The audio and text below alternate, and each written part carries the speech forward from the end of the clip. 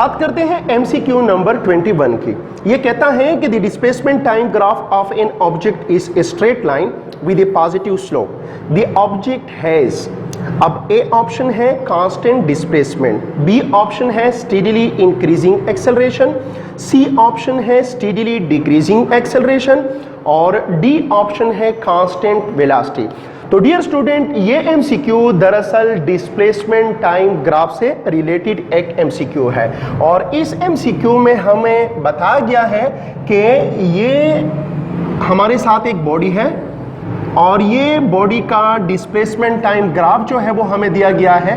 तो for example ये हमारे साथ डिस्प्लेसमेंट एक्सिस है, ये हमारे साथ टाइम एक्सिस है और ये हमारे साथ ओरिजिन है। अब उसने बताया है कि ये जो डिस्प्लेसमेंट टाइम ग्राफ है ये एक बॉडी के लिए कुछ इस तरह है कि इसका स्लोप जो है वो स्ट्रेट लाइन है और पॉजिटिव स्लोप है। तो स्लोप जो है ये पॉजिटिव है, मतलब ये है कि ये पॉजिटिव एक्स एक्सिस के साथ है। स्लोप जो है ये पॉजिटिव है, इसका मतलब ये कि स्लोप जो है वो आगे की तरफ फॉरवर्ड कर रहा है। और दूसरी बात ये है कि उसने कहा है कि स्लोप जो है वो एक स्ट्रेट लाइन है। तो ये ग्राफ हमें इस मूविंग बॉडी के बारे में क्या इंफॉर्मेशन देता है। फॉर एग्जांपल हमारे साथ एक बॉडी है जो मूव कर रही है, ठीक है। अब ये बॉडी जो मूव कर रही है, इस मूविंग बॉडी के लिए ये ग्राफ जो है वो बना। अब इस ग्राफ ने हमको कौन सा इंफॉर्मेशन देना है इस मूविंग बॉडी के बारे में, तो इसके लिए उसने मुख्तलिफ ऑप्शन जो है वो हमें दिए हुए हैं। तो डियर स्टूडेंट, याद रखें वेलोसिटी टाइम ग्राफ का जो स्लोप होता है ये वेलोसिटी रिप्रेजेंट करता है। तो एक बात अपने साथ नोट करें और वो ये है कि द स्लोप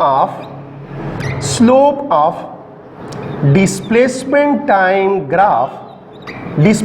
टाइम ग्राफ का जो स्लोप होता है वो दरअसल वेलोसिटी रिप्रेजेंट करता है, रिप्रेजेंट वेलोसिटी। तो ये वेलोसिटी को रिप्रेजेंट करता है। अब अगर हम इसको देखें और एक और बात भी अपने जहन में रखें, स्लोप जो है ये मैथमेटिकली किस चीज के बराबर होता है। स्लोप, किसी भी ग्राफ का जो स्लोप होता है ये मैथमेटिकली बराबर होता है टेंजेंट थीटा के। अगर हम किसी ग्राफ का स्लोप मालूम करना चाहते हैं तो मैथमेटिकली किसी भी ग्राफ का जो स्लोप होता है वो टेंजेंट थीटा के बराबर होता है। और ये भी याद रखें, चूंकि ये डिस्प्लेसमेंट टाइम ग्राफ है, इसलिए डिस्प्लेसमेंट टाइम ग्राफ का जो स्लोप होगा वो किस चीज को रिप्रेजेंट करेगा, वेलोसिटी को रिप्रेजेंट करेगा। अब स्लोप जो है ये टेंजेंट थीटा के बराबर है और यहां पर स्लोप जो है ये वेलोसिटी के बराबर भी है, मतलब स्लोप जो है ये वेलोसिटी के बराबर भी है और मैथमेटिकली स्लोप जो है ये टेंजेंट थीटा के बराबर भी होता है। अब यहां पर जो थीटा है इसको हमने देखना होगा। ये लाइन जो है ये हॉरिजॉन्टल के साथ कांस्टेंट एंगल बनाती है। वो कैसे? वो इस तरह कि अगर यहां पर हम देखें तो इस लाइन का हॉरिजॉन्टल के साथ एंगल थीटा है। अगर यहां पर हम एक लाइन ड्रा करें हॉरिजॉन्टल के साथ तो यहां पर भी एंगल थीटा होगा। अगर इस लाइन के इस पॉइंट के साथ हम एक लाइन हॉरिजॉन्टल के साथ ड्रा करें तो यहां पर भी एंगल थीटा होगा। अगर इस पॉइंट के साथ हम एक लाइन हॉरिजॉन्टल के साथ ड्रा करें तो यहां पर भी एंगल थीटा होगा। तो याद रख के इस लाइन का हॉरिजॉन्टल के साथ हर एक पॉइंट पर एंगल क्या है, कांस्टेंट है। तो इसका मतलब यह है कि थीटा हमारे साथ क्या होगा, कांस्टेंट होगा। और जब थीटा कांस्टेंट होगा तो टेंजेंट जो है ये हमें एक कांस्टेंट वैल्यू देगा। तो इसका मतलब यह है अगर हम टेंजेंट में कांस्टेंट थीटा लगाते हैं, एक मुस्तकिल एंगल लगाते हैं, एंगल अगर चेंज नहीं हो रहा तो टेंजेंट थीटा की कीमत भी चेंज नहीं होगा। टेंजेंट थीटा की कीमत भी इस लाइन के लिए हर एक पॉइंट पर कांस्टेंट होगा। और अगर टेंजेंट थीटा की वैल्यू कांस्टेंट है तो इसका मतलब यह है कि इस बॉडी की वेलोसिटी जो है वो कांस्टेंट है। इसलिए हम कह सकते हैं कि ये बॉडी जो है, इस ग्राफ का मतलब यह है कि ये बॉडी जो है वो किसके साथ जा रही है, कांस्टेंट वेलोसिटी के साथ जा रही है। क्योंकि यहां पर ग्राफ जो है वो एक स्ट्रेट लाइन है between the displacement axis and time axis और इस लाइन का स्लोप जो है वो कांस्टेंट है और इस लाइन का स्लोप दरअसल वेलोसिटी को रिप्रेजेंट करता है। अब अगर यहां पर स्लोप कांस्टेंट होगा तो इसका मतलब यह है कि इस बॉडी की वेलोसिटी कांस्टेंट होगी। तो हम कह सकते हैं कि इस एमसीक्यू नंबर 21 में जो हमारे साथ दुरुस्त ऑप्शन है वो ऑप्शन डी जो है वो करेक्ट ऑप्शन है, क्योंकि ऑप्शन डी हमें बताता है कि ये ग्राफ शो करता है कि ये बॉडी जो है वो कांस्टेंट वेलोसिटी के साथ मूव कर रही है। बात करते हैं एमसीक्यू नंबर 22 की।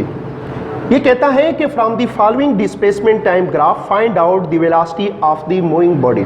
डियर स्टूडेंट, इस डिस्प्लेसमेंट टाइम ग्राफ से हमने जो यहाँ पर उसने दिया हुआ है, हमने इस बॉडी की वेलोसिटी ढूंढनी है जिस बॉडी के लिए ये डिस्प्लेसमेंट टाइम ग्राफ बना दिया गया है।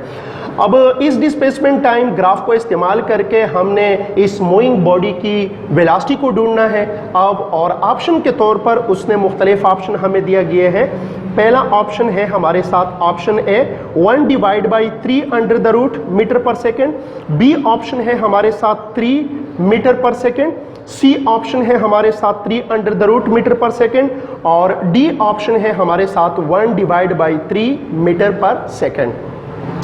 तो अगर हम इस डायग्राम को देखें तो इस ग्राफ को अगर हम देखें तो ग्राफ हमारे साथ कुछ इस किस्म का है। ये हमारे साथ टाइम एक्सिस है और ये हमारे साथ डिस्प्लेसमेंट एक्सिस है, ठीक है। और यहाँ पर उसने स्लोप दिया हुआ है और इस स्लोप का जो यहाँ पर एंगल बन रहा है वो 30 डिग्री है। और उसने पूछा है कि जिस बॉडी के लिए ग्राफ बना दिया गया है, जिस मूविंग बॉडी के लिए ये ग्राफ बना दिया गया है, उस मूविंग बॉडी की वेलोसिटी को आप ढूंढें। तो डियर स्टूडेंट, जैसा कि पहले आपको बता दिया गया कि इस ग्राफ का जो स्लोप होगा वो इस बॉडी की वेलोसिटी को रिप्रेजेंट करेगा। आपको बताया गया है कि the slope of displacement time graph represent velocity.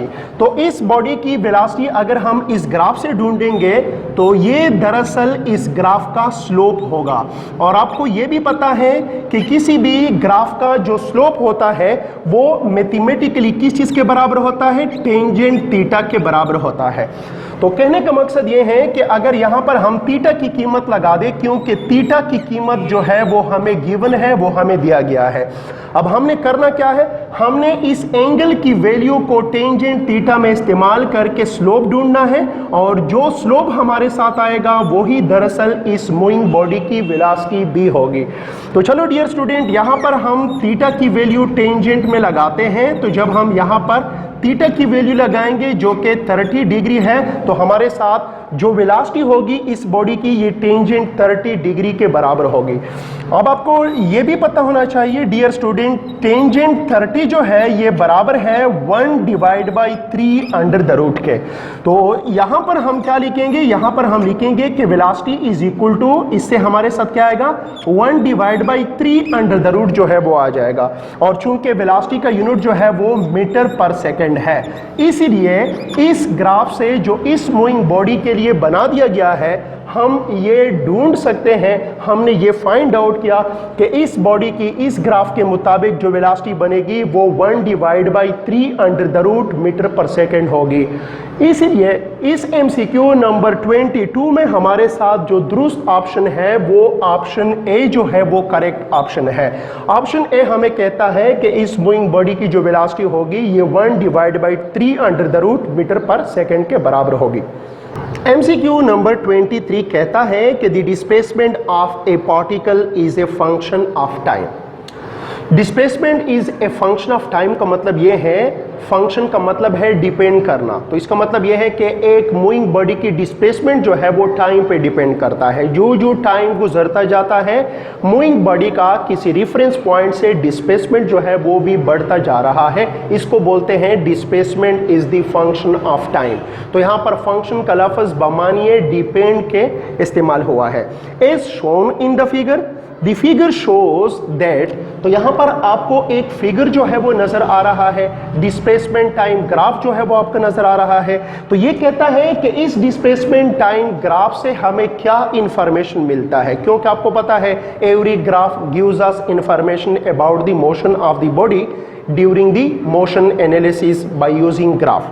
तो यहां पर हमें पहला ऑप्शन बता दिया गया है कि the particle starts with certain velocity but its motion is retarded and finally the particle stops. B option है हमारे साथ the velocity of the particle is constant throughout. C option है हमारे साथ the acceleration of the particle is constant throughout. और D option है हमारे साथ the particle starts with constant velocity, then motion is accelerated and finally the particle moves with an other constant velocity। तो चलो dear student, इस graph को जो displacement time का है इसको हम बनाते हैं और ये देखते हैं कि ये ग्राफ हमें किस चीज़ के बारे में इंफॉर्मेशन देता है। तो जो गिवन ग्राफ है वो कुछ इस किस्म का है। यहाँ पर हमारे साथ टाइम है, ये हमारे साथ डिस्प्लेसमेंट है, यहाँ पर उसने मुख्तलिफ स्केलिंग किया हुआ है, ठीक है, मुख्तलिफ स्केलिंग जो है वो उसने शो किया हुआ है।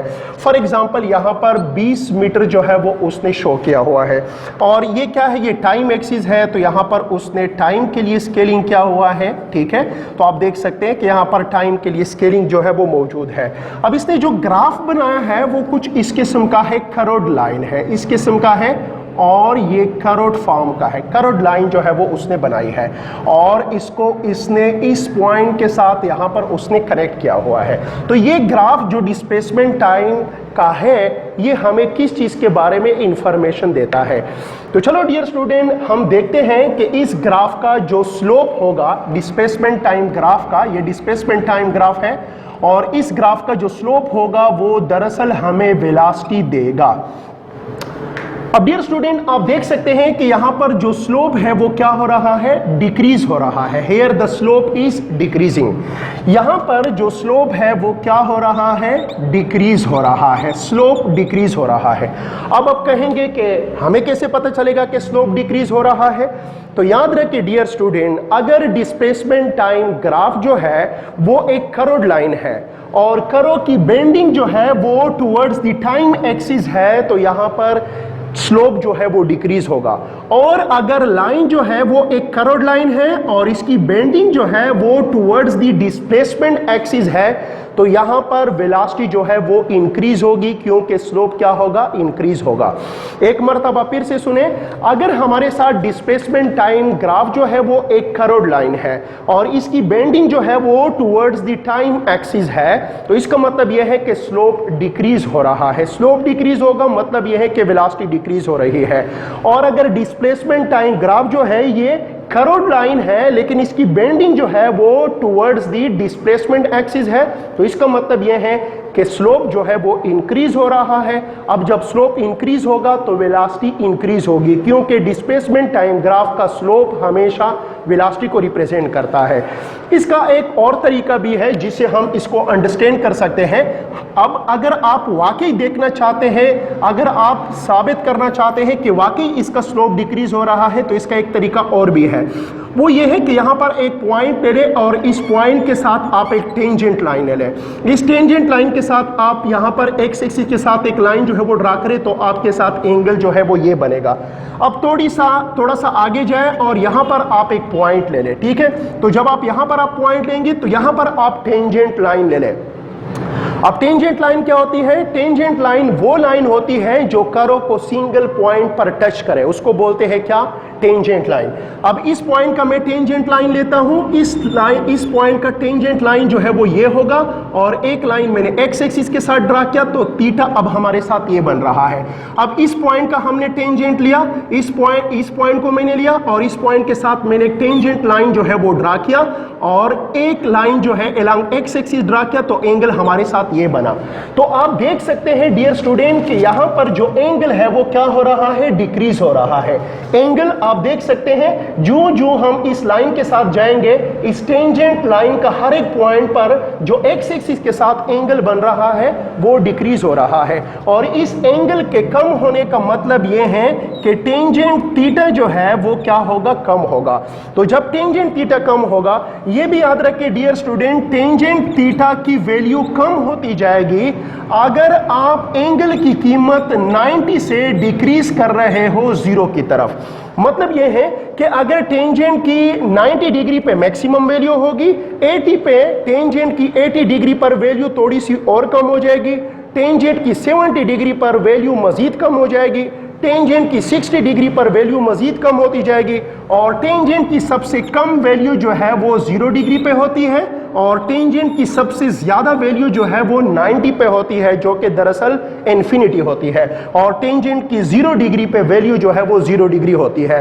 तो यहां पर भी आप देख सकते हैं कि एंगल जो है यहां पर तो एंगल कितनी है 90 डिग्री, लेकिन जो जो बॉडी आगे बढ़ रही है तो एंगल जो है वो क्या हो रही है, कम हो रही है।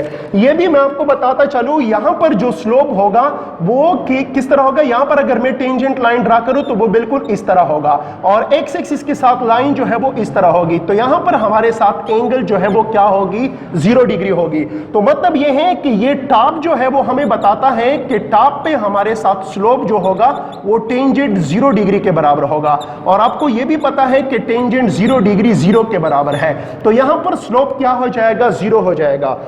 तो कहने का मकसद यह है कि जब हम यहां से यहां तक जाते हैं तो स्लोप क्या होता है, डिक्रीज होता है। और डिस्प्लेसमेंट टाइम ग्राफ में स्लोप के डिक्रीज का मतलब यह है कि वेलोसिटी क्या हो रही है, डिक्रीज हो रही है।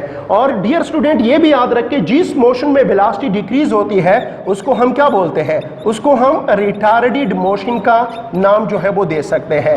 तो कहने का मकसद यह है कि यहां से यहां तक ग्राफ जो है वो शो कर रहा है कि बॉडी की मोशन जो है वो उसमें रिटार्डेशन प्रोड्यूस हुआ है, बॉडी की मोशन रिटार्ड हो रहा है।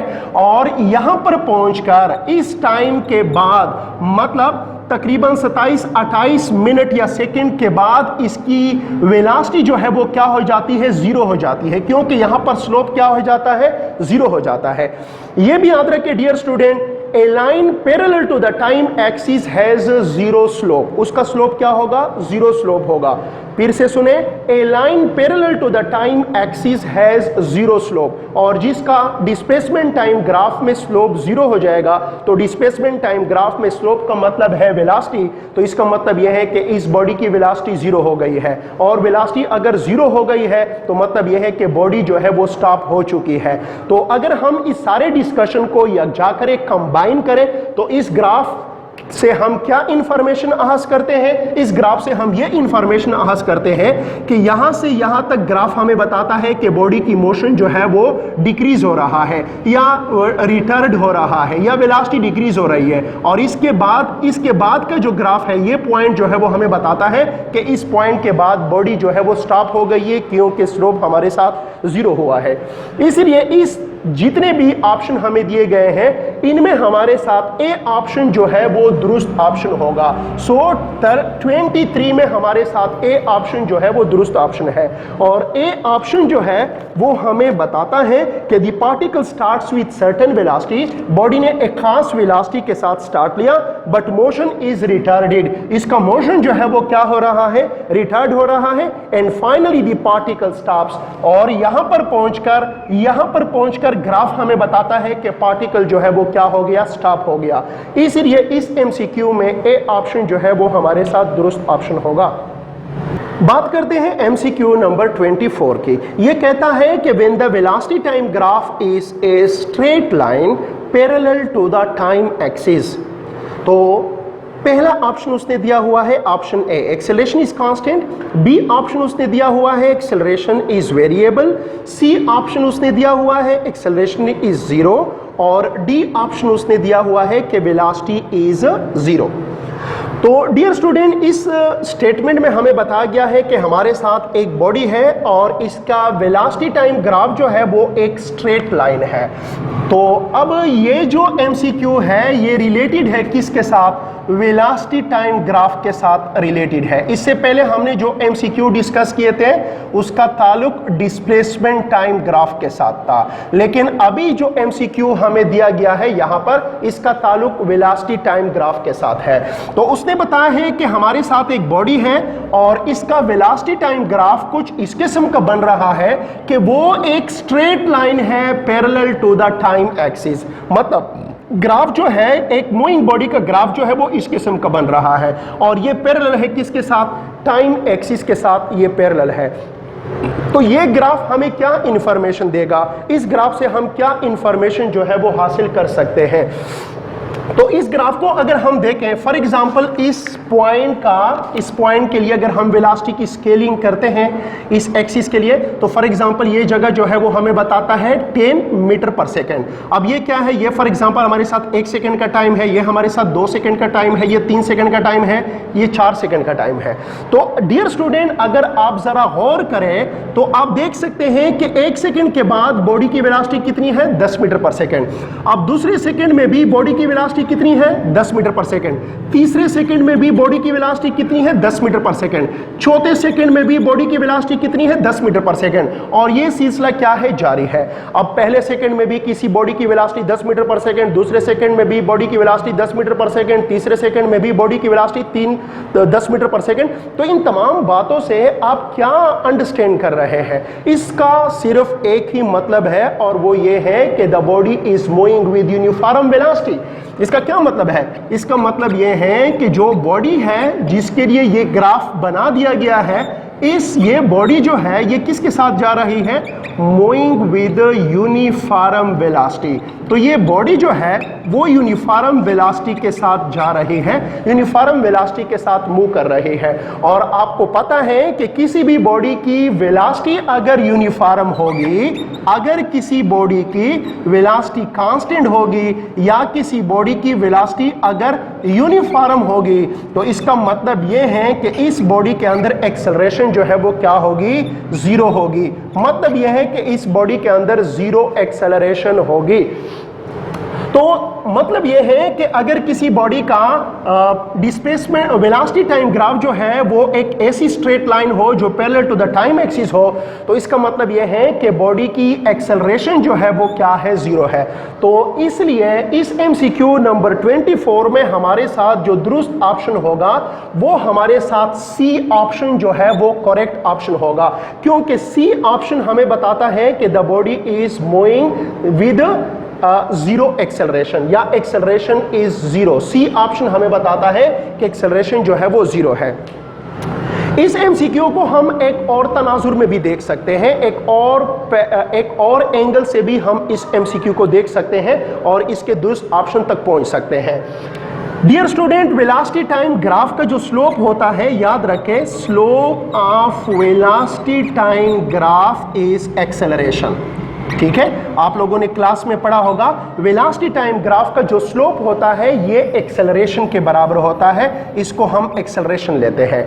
अच्छा, अब ये भी याद रखें, यहां पर जो लाइन है वो क्या है, वो एक पैरेलल लाइन है टू द टाइम एक्सिस। अब डियर स्टूडेंट याद रखें, any line which is parallel to the horizontal या any line which is parallel to the time axis will have zero slope. उसका स्लोप क्या होगा, जीरो स्लोप होगा। बल्कि अपने साथ इस चीज को नोट करें, any line which is parallel to the horizontal, any line, कोई भी line, any line which is parallel to the horizontal, which is parallel to the horizontal, और यहां पर हॉरिजॉन्टल के साथ हमारे साथ क्या है, टाइम एक्सिस है। Any line which is parallel to the horizontal, तो यहां पर हॉरिजॉन्टल के साथ हमारे साथ क्या है, टाइम एक्सिस है, हैज जीरो स्लोप। तो उसका स्लोप जो है वो हमारे साथ क्या होगा, जीरो स्लोप होगा। इसलिए चूंकि इस लाइन का स्लोप जो है वो जीरो है, अब अगर इस लाइन का स्लोप जीरो है और आपको ये भी पता है कि वेलोसिटी टाइम ग्राफ का जो स्लोप होता है वो एक्सेलरेशन होता है, तो इसका मतलब ये है कि इस ग्राफ का स्लोप जीरो है, मतलब एक्सेलरेशन जीरो है। फिर भी हमारे साथ 24 में सी ऑप्शन जो है वो करेक्ट ऑप्शन होगा। मतलब यहां पर भी हमारे साथ जो सी ऑप्शन होगा वो दुरुस्त ऑप्शन होगा, वो करेक्ट ऑप्शन होगा। अब डियर स्टूडेंट, यहां पर एक इंपॉर्टेंट पॉइंट जो मैं आपके साथ शेयर करना चाहता हूं वो ये है कि अगर यही ग्राफ हमारे साथ डिस्प्लेसमेंट टाइम में इस तरह ग्राफ हो तो इसका मतलब क्या होगा। ठीक है, मतलब यह है कि ये हमारे साथ टाइम एक्सिस है, ये हमारे साथ डिस्प्लेसमेंट एक्सिस है, और ये ग्राफ बिल्कुल इसी तरह है जिस तरह हमारे साथ ये ग्राफ है। मतलब the graph is a line parallel to the time axis. तो यहां पर भी डिस्प्लेसमेंट टाइम ग्राफ की सूरत में भी किसी बॉडी के लिए अगर ग्राफ इस तरह बन जाए तो इसका क्या मतलब होगा, ये हमें क्या इंफॉर्मेशन देगा। ये वेलोसिटी टाइम ग्राफ है और ये स्ट्रेट लाइन है parallel to the time axis. ये डिस्प्लेसमेंट टाइम ग्राफ है और ये भी एक स्ट्रेट लाइन है parallel to the time axis. तो क्या इन दोनों ग्राफ का मतलब एक जैसा होगा? क्या ये दोनों ग्राफ हमें एक जैसा इंफॉर्मेशन देंगे या डिफरेंट इंफॉर्मेशन देंगे? क्या ख्याल है आप लोगों का? तो याद रखिए dear student, velocity time graph में अगर हमारे साथ ग्राफ जो है वो एक स्ट्रेट लाइन है parallel to the time axis, तो इसका मतलब कुछ और होगा। और डिस्प्लेसमेंट टाइम ग्राफ में अगर हमारे साथ ग्राफ स्ट्रेट लाइन है parallel to the time axis, तो इसका मतलब कुछ और होगा। अब इसका क्या मतलब होगा? फॉर एग्जांपल यहां पर हमारे साथ क्या है, 5 मीटर है, ये पॉइंट 5 मीटर डिस्प्लेसमेंट किसी रेफरेंस पॉइंट से रिप्रेजेंट कर रहा है। तो फॉर एग्जांपल यहां पर 1 सेकंड का टाइम गुजरा, यहां पर 2 सेकंड का टाइम है, ये 3 सेकंड का टाइम है, ये 4 सेकंड का टाइम है। तो आप देख सकते हैं कि ये ग्राफ हमें बताता है कि जब 1 सेकंड का टाइम गुजरा तो बॉडी का रेफरेंस पॉइंट से डिस्प्लेसमेंट 5 मीटर था। जब 2 सेकंड का टाइम गुजरा तो बॉडी का रेफरेंस पॉइंट से जो डिस्प्लेसमेंट था वो 5 मीटर था। 3 सेकंड के बाद भी बॉडी का डिस्प्लेसमेंट जो है वो रेफरेंस पॉइंट से 5 मीटर है, और चौथे सेकंड के बाद भी बॉडी का रेफरेंस पॉइंट से डिस्प्लेसमेंट जो है वो 5 मीटर है। तो इसका मतलब यह है कि वक्त जो है वो गुजर रहा है, लेकिन किसी बॉडी का जो रेफरेंस पॉइंट से डिस्प्लेसमेंट है वो पहले भी 5 मीटर था, अब भी 5 मीटर है, और आने वाले वक्त में भी ये क्या है, 5 मीटर है। तो इसका क्या मतलब है? इसका क्लियर कट मतलब यह है कि ये बॉडी जो है वो किसी रेफरेंस पॉइंट के लिहाज से रेस्ट में है।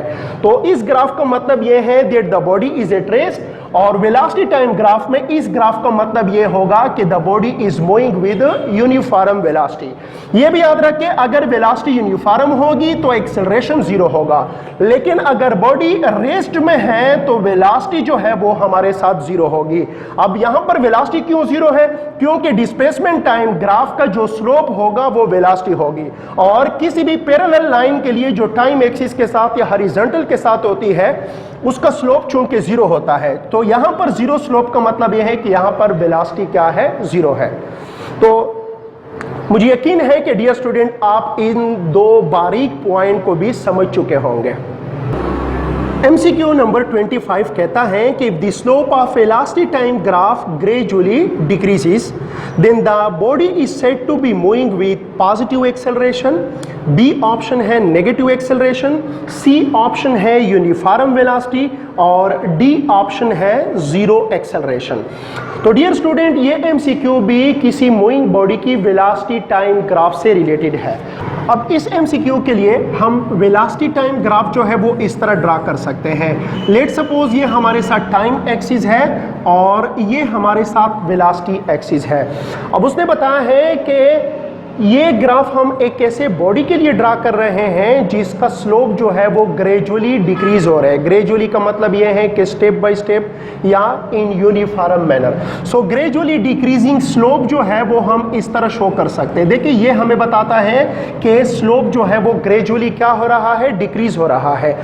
अब इस ग्राफ से मुराद क्या है, इस ग्राफ का मतलब क्या है? तो इसके लिए हम क्या करते हैं, इसके लिए अगर हम वाकई देखना चाहें कि यहाँ पर स्लोप जो है वो ग्रेजुअली डिक्रीज हो रहा है, इस अंदाज से स्लोप जो है वो ग्रेजुअली डिक्रीज हो रहा है, अब हमने क्या करना है, इस स्लोप के ऊपर यहां पर हम एक पॉइंट लेंगे और ये अलोंग एक्स एक्सिस जो है वो एक लाइन जो है वो ड्रा करेंगे। तो यहां पर जो हमारे साथ एंगल आ रहा है वो आप देख सकते हैं। अगर मैं इसके लिए कोऑर्डिनेट एक्सिस बना दूं तो यहां पर जो हमारे साथ एंगल है वो क्या होगा, वो 270 से ज्यादा होगा और 360 से कम होगा। अब ये लाइन अगर मैं यहां पर ड्रा करूं तो भी हमारे साथ यही रिजल्ट होगा। अगर मैं एक लाइन यहां पर ड्रा करूं तो इस हॉरिजॉन्टल के साथ जो लाइन है और ये जो स्लोप की लाइन है इसके दरमियान जो एंगल है वो थीटा है। और यहां पर भी अगर मैं कोऑर्डिनेट एक्सिस बना दूं तो हमें पता चल सकता है कि ये जो एंगल है ये 270 डिग्री से ज्यादा है और 360 डिग्री के दरमियान कैसे कम है। अब ये भी याद रखें वेलोसिटी टाइम ग्राफ का जो स्लोप होता है वो दरअसल एक्सेलरेशन होता है और किसी भी ग्राफ का जो स्लोप होता है वो टेंजेंट थीटा के बराबर होता है। तो कहने का मकसद ये है कि यहां पर जो एक्सेलरेशन होगी वो किस चीज के बराबर होगी, टेंजेंट थीटा के बराबर होगी।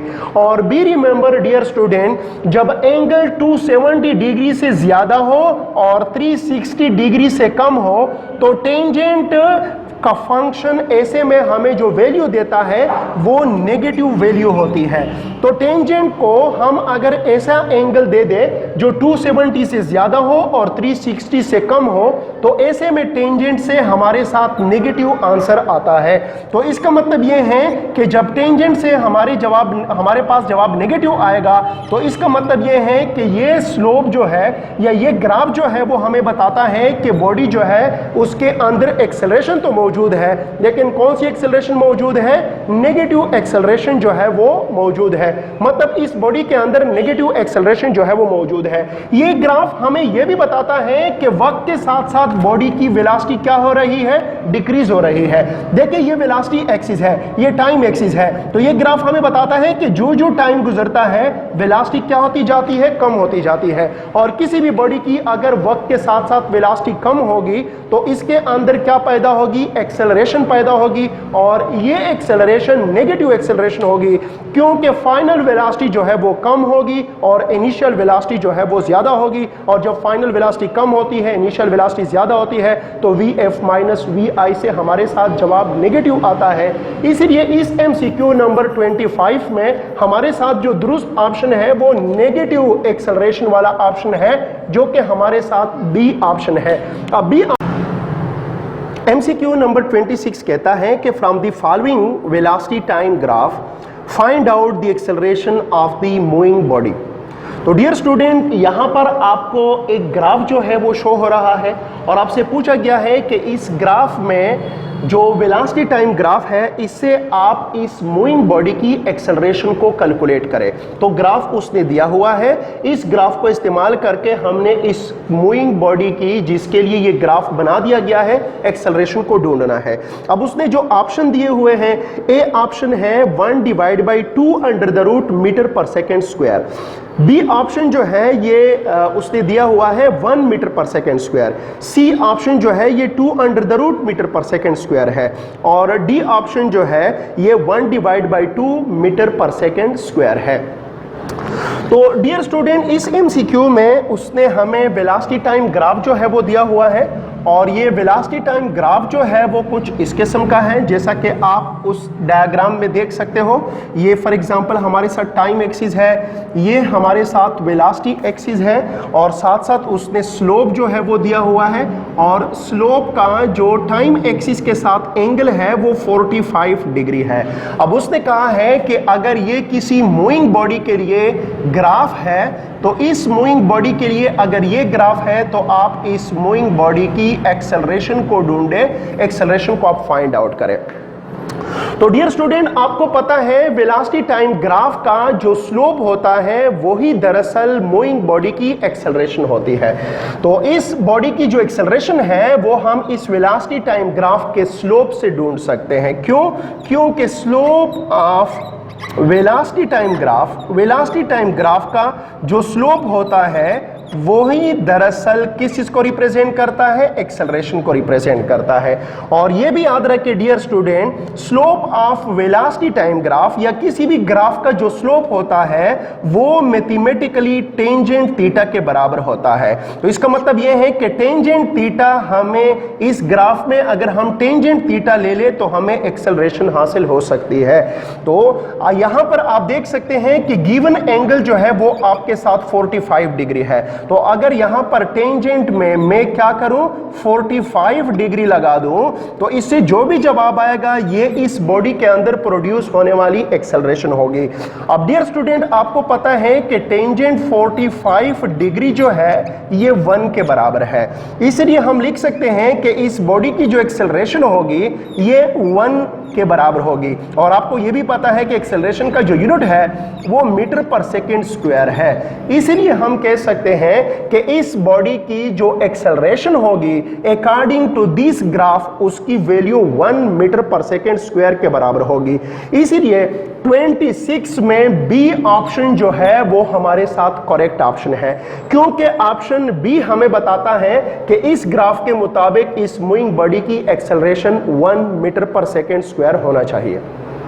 MCQ नंबर 27 कहता है कि the area under the velocity time graph is numerically equal to A option है वेलोसिटी, बी ऑप्शन है डिस्प्लेसमेंट, सी ऑप्शन है एक्सेलरेशन और डी ऑप्शन है टाइम।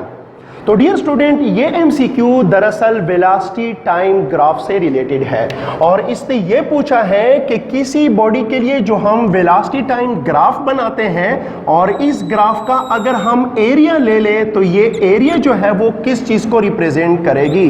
तो ये हमारे साथ वेलोसिटी टाइम ग्राफ है, ठीक है, ये हमारे साथ वेलोसिटी एक्सिस है, ये हमारे साथ टाइम एक्सिस है।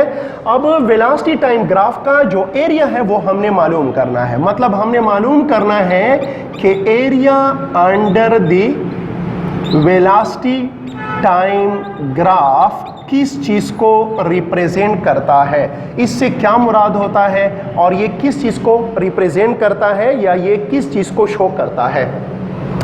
तो याद रखिए डियर स्टूडेंट, अगर हम यहां पर एक लाइन जो है वो लेते हैं, फॉर एग्जांपल एक बॉडी के लिए डिस्प्लेसमेंट टाइम ग्राफ जो है वो ये है, वेलोसिटी टाइम ग्राफ जो है वो ये है, ये इस बॉडी का मोशन का इब्तिदाई मकाम है और यहां पर इसका मोशन जो है वो खत्म हो गया, तो ये इसका इनिशियल पॉइंट है और ये क्या है, ये इसका फाइनल पॉइंट है।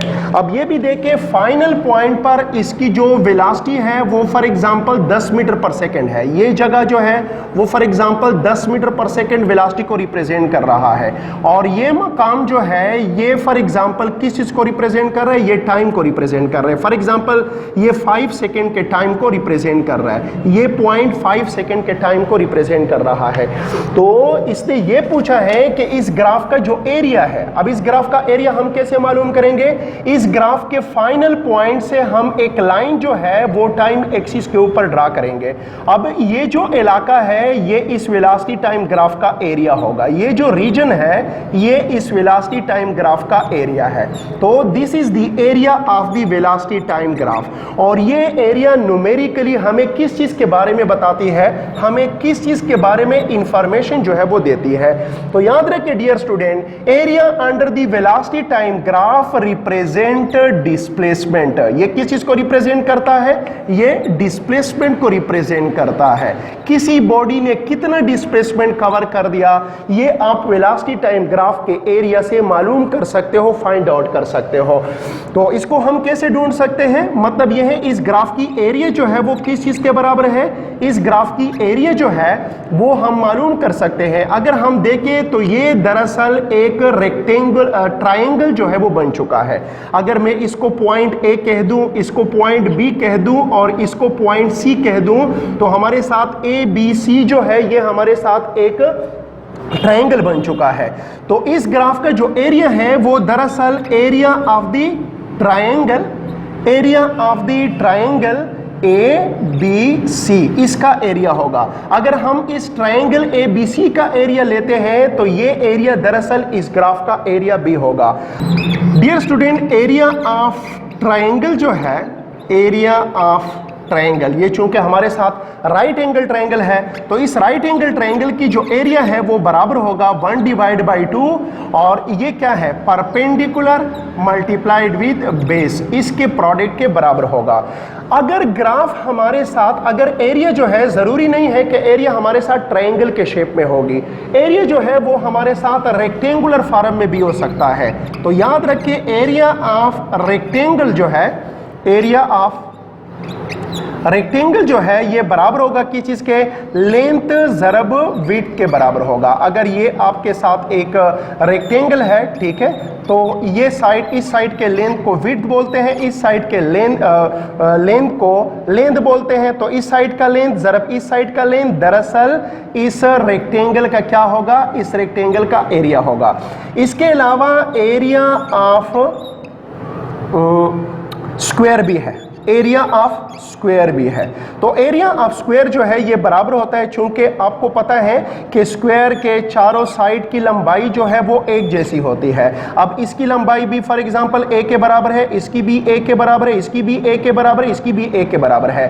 तो स्क्वायर का जो एरिया होता है वो इसके किसी एक साइड के ऊपर आप स्क्वायर ले ले तो ये इसके बराबर होता है। तो एरिया ऑफ स्क्वायर जो है ये स्क्वायर के किसी एक साइड के स्क्वायर के बराबर होता है। एरिया ऑफ रेक्टेंगल ट्रायंगल जो है ये इसके लेंथ और विड्थ के बराबर होता है, और एरिया ऑफ ट्रायंगल स्पेशली जो राइट एंगल ट्रायंगल होता है वो बराबर होता है half of perpendicular divide by base. याद रखें ट्रायंगल का एरिया हाफ इसलिए होता है कि ट्रायंगल जो है ये दरअसल रेक्टेंगल का हाफ होता है। अगर मैं यहां पर एक लाइन लगा दूं तो ये रेक्टेंगल है और रेक्टेंगल का ये क्या हो जाएगा, हाफ हो जाएगा। इसीलिए ट्रायंगल का एरिया जो है वो रेक्टेंगल के एरिया का हाफ होता है, इसलिए हम इसके साथ 1/2 जो है वो लेते हैं। बहरहाल ये तो बेसिक मैथमेटिकल कॉन्सेप्ट है। आते हैं हम इस ग्राफ के कॉन्सेप्ट की तरफ। तो हमने इस ग्राफ का एरिया जो है वो मालूम करना है। तो एरिया जो है वो हम कैसे मालूम करेंगे, इस ग्राफ की एरिया चूंकि ये ट्रायंगुलर फॉर्म में है तो इसका एरिया जो है वो बराबर होगा 1/2, और ट्रायंगल का एरिया जो है वो बराबर होता है परपेंडिकुलर के। तो आप देख सकते हैं कि परपेंडिकुलर पे क्या है, यहां पर परपेंडिकुलर पे आप देख सकते हैं वेलोसिटी है। तो परपेंडिकुलर पे क्या है, वेलोसिटी, और बेस पे हमारे साथ क्या है, टाइम है। अब अगर परपेंडिकुलर की जगह पर हम वेलोसिटी ले लें और बेस की जगह पर हम टाइम ले लें तो वेलोसिटी ज़रब टाइम, आपको पता होना चाहिए वेलोसिटी ज़रब टाइम जो है वो किस चीज के बराबर है। देखें हमें पता है कि velocity is equal to displacement बटा हुआ टाइम। अब अगर हम इसमें क्रॉस मल्टीप्लाई करें तो वेलोसिटी ज़रब टाइम जो है वो किस चीज के बराबर हो जाएगा, डिस्प्लेसमेंट के बराबर हो जाएगा। क्योंकि ये क्वांटिटी हमें डिस्प्लेसमेंट दे रही है, वेलोसिटी ज़रब टाइम हमें डिस्प्लेसमेंट मिल रहा है, इसलिए हम कह सकते हैं कि जो एरिया है इस ग्राफ का, area of the velocity time graph. तो ये जो वेलोसिटी टाइम ग्राफ हमें एरिया दे रहा है ये दरअसल इस किसी भी मूविंग बॉडी की डिस्प्लेसमेंट को रिप्रेजेंट करता है। सो इट रिप्रेजेंट डिस्प्लेसमेंट, ये किसी बॉडी के डिस्प्लेसमेंट को रिप्रेजेंट करता है। तो याद रखें ये जो वेलोसिटी टाइम ग्राफ है ये हमें क्या देता है, डिस्प्लेसमेंट देता है। इसलिए हमारे साथ जो दुरुस्त ऑप्शन होगा इस एमसीक्यू नंबर 27 में हमारे साथ जो दुरुस्त ऑप्शन है वो ऑप्शन बी जो है वो करेक्ट ऑप्शन है। Option B is the correct option, और ऑप्शन बी कहता है कि वेलोसिटी टाइम ग्राफ के अंडर जो एरिया होता है वो दरअसल हमें डिस्प्लेसमेंट देता है। डियर स्टूडेंट, ये तो हमने सीखा कि area under the velocity time graph gives us the displacement covered by the body. लेकिन अब सवाल ये पैदा होता है कि हम वेलोसिटी टाइम ग्राफ से किसी मूविंग बॉडी के डिस्प्लेसमेंट को कैसे कैलकुलेट कर सकते हैं।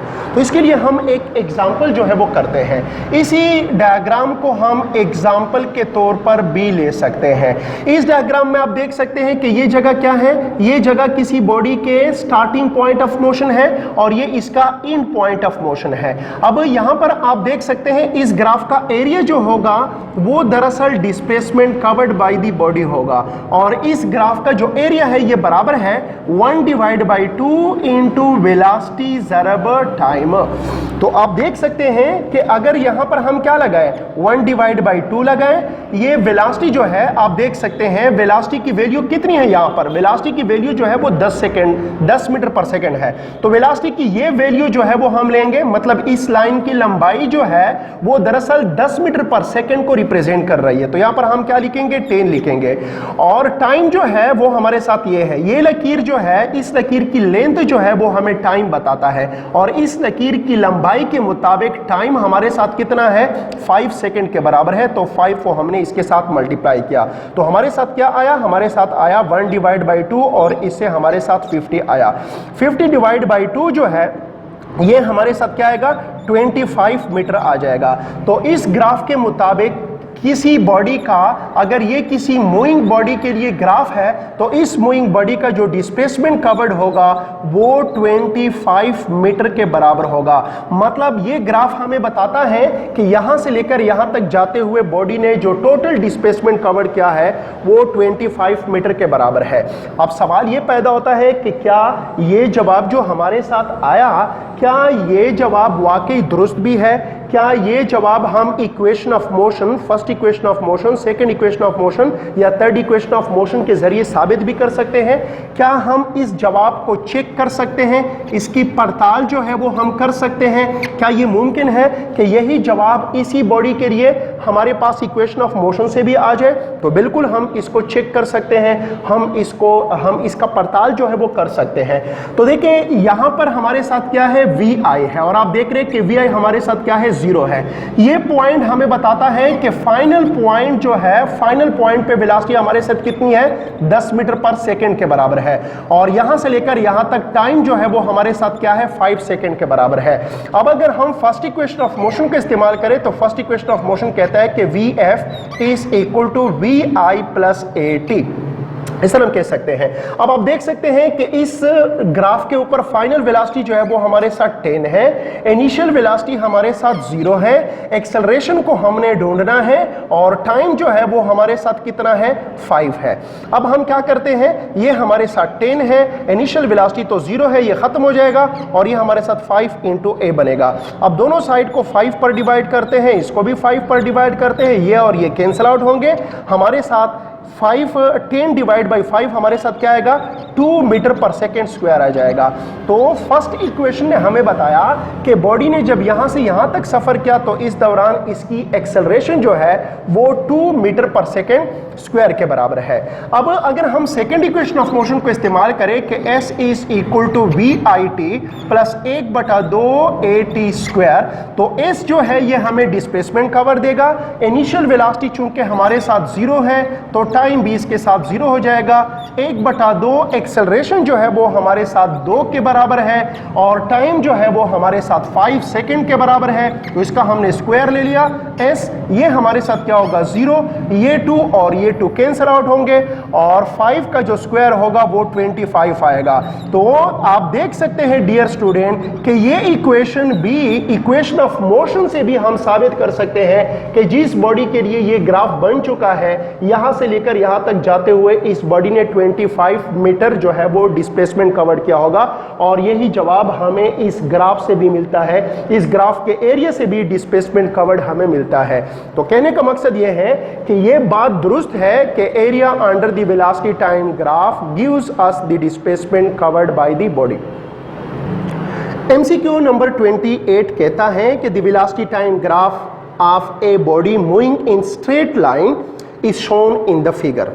यहां पर हमें एक डायग्राम दिया गया है जिसमें एक बॉडी की वेलोसिटी टाइम ग्राफ को शो किया गया है। तो ये एक बॉडी है जो मूव कर रही है, और ये इस मूविंग बॉडी का वेलोसिटी टाइम ग्राफ है। अब ये कहता है कि the displacement and distance travel by the body in 6 second are respectively.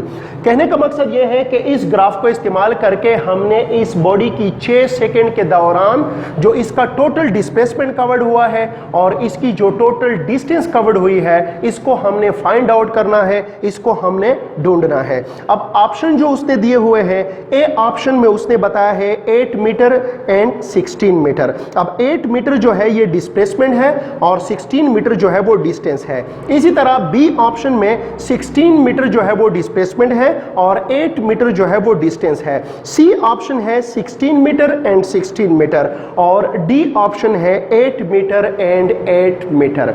अब चलो डियर स्टूडेंट, इस डायग्राम को यहां पर बनाते हैं और इस डायग्राम से हम डिस्प्लेसमेंट और डिस्टेंस कवर्ड जो बॉडी की है उसको हमने कैलकुलेट करना है, इसको हम फाइंड आउट करना चाहते हैं, इसको हम ढूंढना चाहते हैं।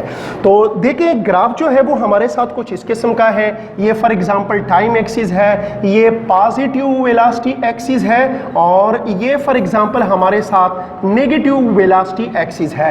ये हमारे साथ ऑरिजिन है। डायग्राम जो है वो हम इस तरह बना सकते हैं।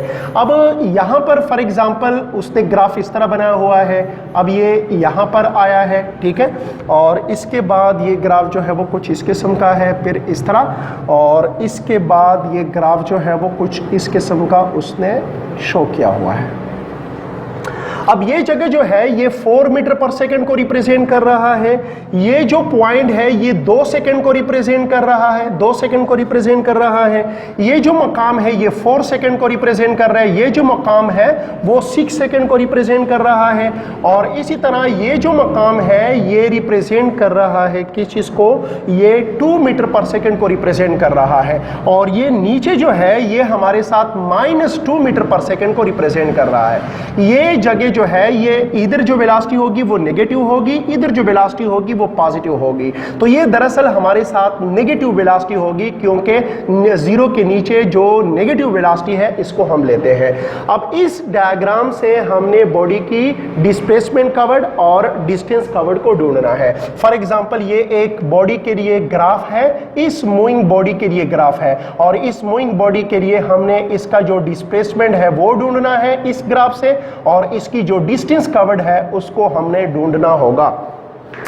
तो डियर स्टूडेंट याद रखें, डिस्प्लेसमेंट कवर जो है वो बराबर होती है डिस्प्लेसमेंट कवर्ड, किसी भी बॉडी का जो डिस्प्लेसमेंट कवर्ड होता है वो अगर हम ग्राफ से लेंगे, इस ग्राफ से अगर हम डिस्प्लेसमेंट कवर्ड ढूंढना चाहते हैं तो हमने क्या करना होगा,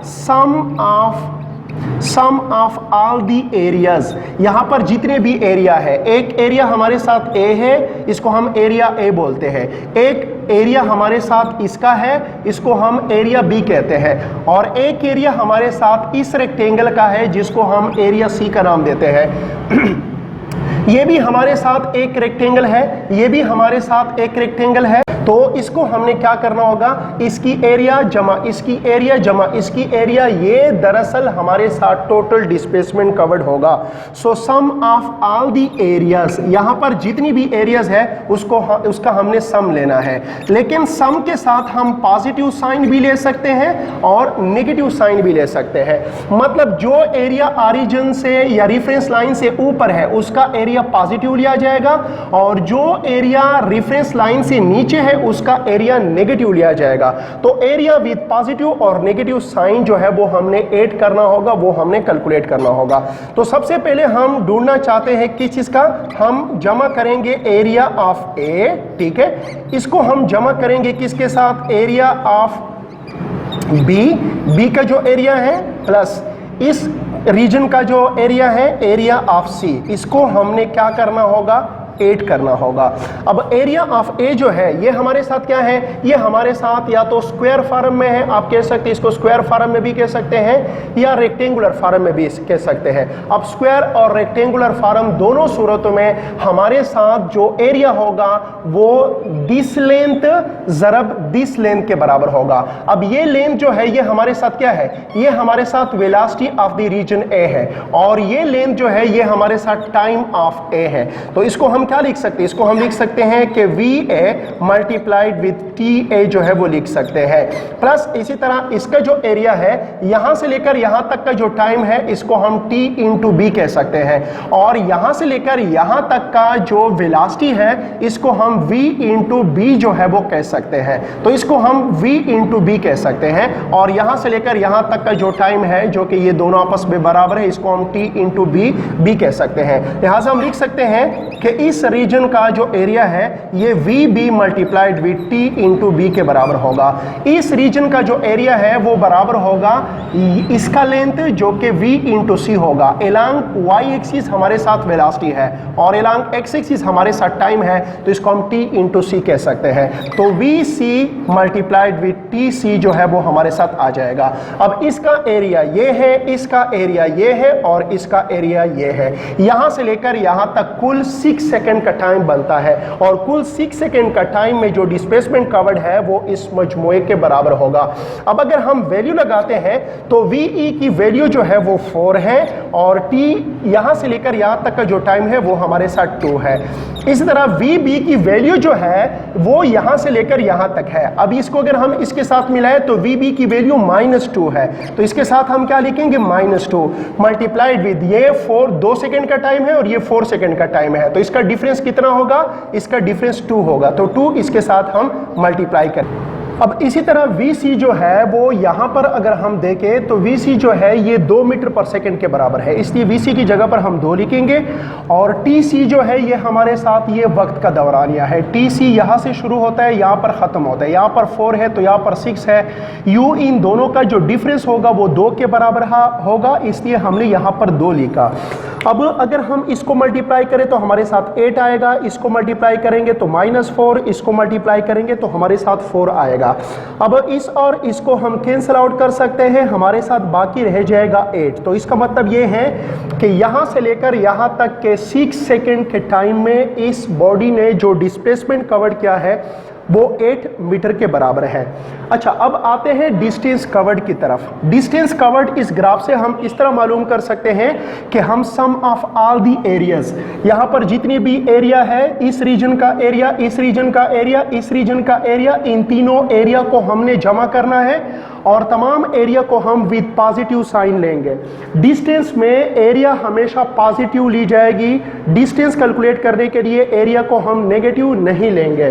तो हमारे साथ क्या आ जाएगा, इस डिस्टेंस को यहां से लेकर यहां तक का जो डिस्टेंस है उसको मालूम करने के लिए area of region A plus area of region B plus area of region C, इसको हमने जमा करना होगा। तो एरिया ऑफ रीजन ए जो है वो बराबर है किस चीज के, ये हमारे साथ स्पीड है और ये हमारे साथ टाइम है, इन दोनों को हमने ज़रब किया।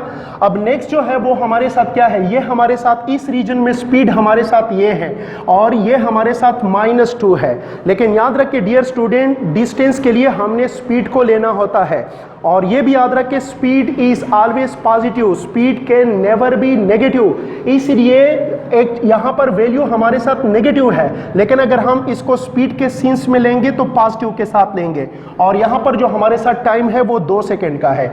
इसी तरह ये चूंकि अपवर्ड है तो ये वेलोसिटी हमारे साथ, ये स्पीड हमारे साथ 2 होगा और यहाँ पर जो टाइम है वो भी हमारे साथ 2 होगा। अब अगर हम इसको मल्टीप्लाई करते हैं तो 8 आएगा, इसको मल्टीप्लाई करेंगे तो 4 आएगा, इसको मल्टीप्लाई करें तो 4 आएगा। अब इस सबको जमा करें तो हमारे साथ जो जवाब आएगा वो 60 मीटर आ जाएगा। तो कहने का मकसद ये है कि ये ग्राफ हमें बताता है कि इस बॉडी ने जो डिस्प्लेसमेंट कवर किया है वो 8 मीटर है और जो डिस्टेंस कवर किया है वो 16 मीटर है। इसलिए इस MCQ नंबर 28 में जो हमारे साथ दुरुस्त ऑप्शन है वो ऑप्शन ए जो है वो करेक्ट ऑप्शन है, क्योंकि ऑप्शन ए हमें बताता है कि इस बॉडी का इस ग्राफ के मुताबिक जो डिस्प्लेसमेंट कवर्ड है वो 8 मीटर है और जो डिस्टेंस कवर्ड है वो 16 मीटर के बराबर है। MCQ नंबर 29 ये कहता है कि ball is thrown vertically upward, which of the following graph represents velocity time graph for the ball during its flight neglect the air resistance। तो इस MCQ में दरअसल हमने वेलोसिटी टाइम ग्राफ जो है वो ढूंढना है एक ऐसे बॉडी के लिए, एक ऐसे बाल के लिए जिसको वर्टिकली अपवर्ड फेंका गया है। तो जब ये बाल वर्टिकली फेंका जाता है तो ये पहले ऊपर जाएगा, हाईएस्ट पॉइंट पर पहुंचेगा, हाईएस्ट पॉइंट पर कुछ देर के लिए रुकेगा और इसके बाद ये डाउनवर्ड मोशन जो है वो शुरू करेगा। अब ऐसा ग्राफ इन ग्राफ में से ऐसा ग्राफ हमने ढूंढना है जो इस वर्टिकली थ्रोन बॉल को सही तौर पर डिस्क्राइब कर सके। अब इस MCQ के ऑप्शन में हमें मुख्तलिफ ग्राफ दिए गए हैं। ग्राफ ए दिया गया है, ग्राफ बी, ग्राफ सी और ग्राफ डी जो है वो दिया गया है। अब अगर हम इन ABC ग्राफ में से डी ग्राफ को मुंतखब करते हैं, उसको ले लेते हैं, तो आपको नज़र आ रहा है ये जो ग्राफ डी है इसको उसने इस तरह ड्रा किया हुआ है। ये ग्राफ डी जो है ये वेलोसिटी और टाइम के माबैन ड्रा किया गया ग्राफ है और इस ग्राफ को उसने इस तरह ड्रा किया हुआ है, मतलब ये इस अंदाज से ये ग्राफ जो है वो ड्रा हुआ है। अब अगर हम इस ग्राफ को देखें तो ये ग्राफ हमें क्या इंफॉर्मेशन देता है, इस ग्राफ को देखकर हम समझ सकते हैं कि ये पॉइंट इसकी सफ़र का, इसकी जर्नी का इनिशियल पॉइंट है और इस पॉइंट पर इसकी वेलोसिटी जो है वो मैक्सिमम है। और ये ग्राफ हमें बताता है कि इब्तिदा में वेलोसिटी मैक्सिमम है, लेकिन जो वक्त गुजरता जाता है वेलोसिटी क्या हो रही है, कम हो रही है। इसी तरह आपको यह भी पता है डियर स्टूडेंट कि अगर हम किसी ऑब्जेक्ट को अपवर्ड फेंकते हैं तो इब्तिदा में इसकी जो इनिशियल वेलोसिटी होती है ये मैक्सिमम होती है। अब यहां पर इसकी वेलोसिटी मैक्सिमम होती है, जो जो ये ऊपर जाता है इसकी वेलोसिटी कम होती है, कम होती है, कम होती है, हाईएस्ट पॉइंट पर पहुंचकर इसकी वेलोसिटी 0 हो जाती है। और इसके बाद ये क्या शुरू कर देता है, डाउनवर्ड मोशन जो है वो शुरू कर देता है। अब डाउनवर्ड मोशन में अगेन इसकी वेलोसिटी जो है वो यूनिफॉर्मली इंक्रीज होती रहती है, मुसलसल इसकी वेलोसिटी जो है वो बढ़ती रहती है, और इस प्रोजेक्शन पॉइंट पर आकर इसकी वेलोसिटी अप्रॉक्सीमेटली दोबारा इनिशियल वेलोसिटी के बराबर हो जाती है। इसके अलावा इस एमसीक्यू में उसने ये भी कहा है कि आप यहां पर एयर फ्रिक्शन को निगलेक्ट करें, उसको नजरअंदाज कर दें। तो अगर हम एयर फ्रिक्शन को निगलेक्ट करें तो हम कह सकते हैं कि कोई भी बॉडी जब अपवर्ड मोशन करती है तो अपवर्ड मोशन के दौरान इसकी वेलोसिटी यूनिफॉर्मली डिक्रीज होती है। अपवर्ड मोशन के दौरान हम इसकी वेलोसिटी को पॉजिटिव लेते हैं। अब अगर हम ग्राफ के सिर्फ इस हिस्से को देखें, इस हिस्से को, तो आप देख सकते हैं कि ये ग्राफ हमें बताते हैं कि टाइम के साथ साथ वेलोसिटी ग्रेजुअली क्या हो रही है, डिक्रीज हो रही है। तो यहां से लेकर यहां तक के ग्राफ का मतलब यह है कि बॉडी जो है वो यहां से यहां तक पहुंच चुकी है। तो इसका मतलब यह है कि वेलोसिटी यूनिफॉर्मली डिक्रीजेस। यहां से लेकर यहां तक के ग्राफ का मतलब यह है कि वेलोसिटी यूनिफॉर्मली डिक्रीजेस। और यहां पर भी आप देख रहे हैं कि बॉडी जब ऊपर जा रहा है तो इसकी वेलोसिटी यूनिफॉर्मली डिक्रीज हो रही है। ये हाईएस्ट पॉइंट है, हाईएस्ट पॉइंट पर वेलोसिटी 0 है। और यहां पर भी आप देख रहे हैं कि इस लम्हे वेलोसिटी जो है वो हमारे साथ क्या है, 0 है। तो ये दरअसल इस जर्नी का हाईएस्ट पॉइंट रिप्रेजेंट कर रहा है। ये पॉइंट दरअसल हाईएस्ट पॉइंट रिप्रेजेंट कर रहा है और ये हमें बताता है कि वेलोसिटी जो है वो 0 है। इसके बाद वेलोसिटी जो है वो टाइम के साथ साथ, टाइम जो है वो बढ़ रहा है, साथ साथ वेलोसिटी जो है वो भी इंक्रीज हो रही है।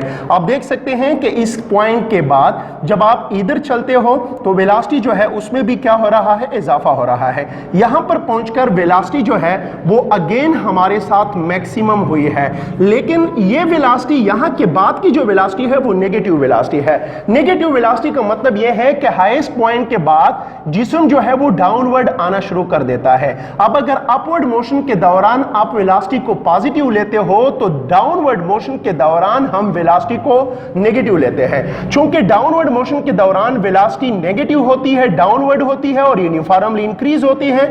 और ये ग्राफ भी हमें ये बताता है कि टाइम के बढ़ने के साथ साथ, टाइम के गुजरने के साथ साथ नेगेटिव डायरेक्शन में वेलोसिटी यूनिफॉर्मली इंक्रीज हो रही है। इसीलिए ये जो ग्राफ है, ये ऊपर की जो स्टोरी उसने दी है, ऊपर की स्टेटमेंट में जो कहानी उसने बताई है, उस कहानी के लिए जो सूटेबल ग्राफ है वो ग्राफ डी जो है वो हमारे साथ करेक्ट ग्राफ है। इसीलिए इस एमसीक्यू नंबर 29 में हमारे साथ जो दुरुस्त ऑप्शन होगा वो ऑप्शन डी जो है वो करेक्ट ऑप्शन होगा, क्योंकि ग्राफ डी ही इस सिचुएशन को सक्सेसफुली डिस्क्राइब करता है जो सिचुएशन उसने ऊपर स्टेटमेंट की सूरत में दिया हुआ है। अब डियर स्टूडेंट, इस एमसीक्यू का दुरुस्त ऑप्शन जो है वो तो ऑप्शन डी है, लेकिन यहां पर एक चीज जो है वो आपने नोट करना है, एक पॉइंट जो है वो उसने नोट करना है। और वो पॉइंट क्या है? वो पॉइंट ये है कि अगर इसी एमसीक्यू में आपसे ये कहा जाए कि a ball is thrown vertically upward, which of the following represent speed time graph of the body during its flight. मतलब एक बॉडी को जब आप ऊपर फेंकते हो, ठीक है, तो ये वर्टिकली अपवर्ड मोशन करता है हाईएस्ट पॉइंट पर जाकर, इसके बाद ये नीचे आना शुरू कर देता है।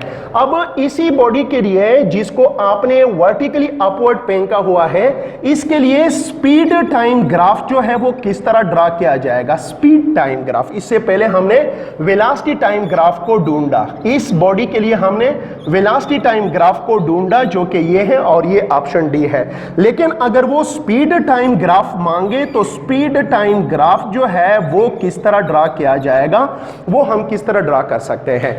तो याद रखिए dear student, speed time graph जो है वो हम इस तरह ड्रा करेंगे, ठीक है। स्पीड टाइम ग्राफ जो है वो हम इस तरह ड्रा करेंगे। ये हमारे साथ स्पीड है और ये हमारे साथ ऑरिजिन है। ये भी याद रखिए डियर स्टूडेंट, स्पीड जो है वो कभी भी नेगेटिव नहीं होता, इसीलिए यहां पर अगर हम इसको ड्रा भी करेंगे तो नेगेटिव स्पीड जो है वो हम नहीं ले सकते, इसलिए हम इसको अगर ड्रा नहीं भी करते तो बेहतर होगा। और ये हमारे साथ क्या है? ये हमारे साथ टाइम एक्सिस है। अब यहां से लेकर यहां तक जो है ये तो हमारे साथ अपवर्ड मोशन है। जब बॉडी ऊपर जाएगी तो इसके स्पीड का ग्राफ जो है वो इस किस्म का होगा। स्पीड का ग्राफ जो है वो तो ये इस तरह बनेगा। अब यहां पर पहुंचकर ये कौन सा पॉइंट है, ये हाईएस्ट पॉइंट है। अब हाईएस्ट पॉइंट के बाद दोबारा इसकी वेलोसिटी डाउनवर्ड इंक्रीज हो रही है।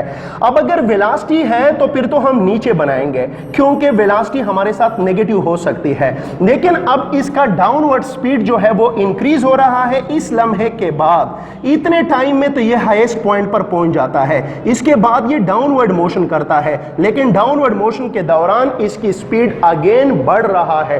तो जब स्पीड इंक्रीज होगा तो उसके लिए हम अब स्लोप जो है वो इस तरह बनाएंगे। तो ये जो है ये हमारे साथ क्या है, ये ग्राफ हमारे साथ बनेगा किसके लिए, इसी बॉडी के लिए स्पीड टाइम ग्राफ जो है वो हमारे साथ इस शेप का बनेगा।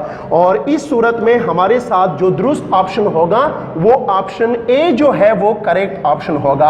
अगर इसी एमसीक्यू के स्टेटमेंट में सिर्फ वो स्टेटमेंट सारा वही हो और सिर्फ वो आपसे ये कहे कि आप इस बॉडी के लिए जो उसने यहां पर स्टेटमेंट में आपको बताया है वो सिर्फ आपसे स्पीड टाइम ग्राफ मांगे, तो स्पीड टाइम ग्राफ जो है वो इस बॉडी के लिए जिसको अपवर्ड थ्रोन किया गया है स्पीड टाइम ग्राफ इस तरह बनेगा। अब ऐसे में डी ऑप्शन की बजाय हमारे साथ जो दुरुस्त ऑप्शन होगा वो फिर ए ऑप्शन जो है वो दुरुस्त ऑप्शन होगा। तो डियर स्टूडेंट, आपने सीखा कि हम किसी बॉडी को जब अपवर्ड फेंकते हैं और जब ये ऊपर चलता है हाईएस्ट पॉइंट पर चलता है फिर ये नीचे आता है, तो इस बॉडी के लिए हम वेलोसिटी टाइम ग्राफ इस तरह ड्रा करेंगे और स्पीड टाइम ग्राफ जो है वो इस तरह ड्रा करेंगे। एमसीक्यू नंबर 30 एक एमसीक्यू है जिसको ईटा मेडिकल 2019 में भी दिया गया था। तो चलो डियर स्टूडेंट बात करते हैं एमसीक्यू नंबर 30 की। ये कहता है कि द वेलोसिटी टाइम प्लॉट या velocity time graph for a particle moving on A straight line is shown in the figure. तो यहां पर एक बॉडी है जो स्ट्रेट लाइन में मोशन करती है। स्ट्रेट लाइन में मोशन ये भी हो सकता है कि एक बॉडी इस लाइन में अपवर्ड गया और इसी लाइन में दोबारा जो है वो नीचे आया। तो ये एक स्ट्रेट लाइन में हरकत करती हुई बॉडी का ग्राफ है, ग्राफ उसने दिया हुआ है। फिर ये आपसे पूछता है कि इस ग्राफ का मतलब क्या है, ये ग्राफ हमें क्या इंफॉर्मेशन देता है। अब उसने ऑप्शन के तौर पर पहला ऑप्शन दिया है कि the particle has a constant acceleration, B option है the particle has never turn around, C option है the particle has zero displacement और डी ऑप्शन है द डेटा इज इनसफिशिएंट। मतलब डेटा जो है वो क्या है, वो इनसफिशिएंट है, मतलब इस ग्राफ का डेटा जो है वो मुकम्मल नहीं है, इसलिए ये हमें कोई भी इंफॉर्मेशन जो है वो नहीं देता। तो चलो डियर स्टूडेंट इस ग्राफ को हम बनाते हैं और इस ग्राफ को अगर हम देखें तो ग्राफ जो है वो कुछ इस किस्म का है। ये टाइम एक्सिस है, ये हमारे साथ पॉजिटिव वेलोसिटी एक्सिस है और ये हमारे साथ नेगेटिव वेलोसिटी एक्सिस है। यहाँ पर उसने क्या किया है, स्केलिंग भी किया है। फॉर एग्जांपल यहाँ उसने इस किस्म का स्लोप जो है वो उसने बनाया हुआ है। इस पॉइंट को फॉर एग्जांपल उसने 10 सेकेंड का नाम दिया हुआ है। फॉर एग्जांपल ये 20 सेकेंड रिप्रेजेंट कर रहा है और ये पॉइंट जो है ये 30 सेकेंड को रिप्रेजेंट कर रहा है। ये टाइम जो है वो उसने सेकेंड में लिया हुआ है और वेलोसिटी के लिए जो यूनिट है वो मीटर पर सेकेंड है। ये मुकाम जो है ये 10 मीटर पर सेकेंड को रिप्रेजेंट कर रहा है और ये जो मकाम है ये इस तरह अगर हम इसको बनाएं, ये जो पॉइंट है, ठीक है, ये 20 मीटर पर सेकेंड को रिप्रेजेंट कर रहा है। तो ये ग्राफ हमें क्या इंफॉर्मेशन दे रहा है, तो देखिए डियर स्टूडेंट बात जो है वो बिल्कुल क्लियर है और वो ये है कि इस पॉइंट पर बॉडी की वेलोसिटी जो है वो कितनी है, 10 मीटर पर सेकेंड है। लेकिन जो जो वक्त गुजर रहा है इसकी वेलोसिटी क्या हो रही है, कम हो रही है। लेकिन चूंकि ये स्लोप जो है वो यूनिफॉर्म है और आपको पता है वेलोसिटी टाइम ग्राफ में जो स्लोप होता है वो एक्सेलरेशन को रिप्रेजेंट करता है। वेलोसिटी टाइम ग्राफ का जो स्लोप होता है वो एक्सेलरेशन को रिप्रेजेंट करता है और यहां पर आप देख रहे हो कि स्लोप जो है वो यूनिफॉर्म है। स्लोप यूनिफॉर्म है तो इसका मतलब यह है कि स्लोप अगर यूनिफॉर्म है तो इसका मतलब यह है कि एक्सेलरेशन जो है वो यूनिफॉर्म है। बॉडी में यूनिफॉर्म एक्सेलरेशन जो है वो मौजूद है।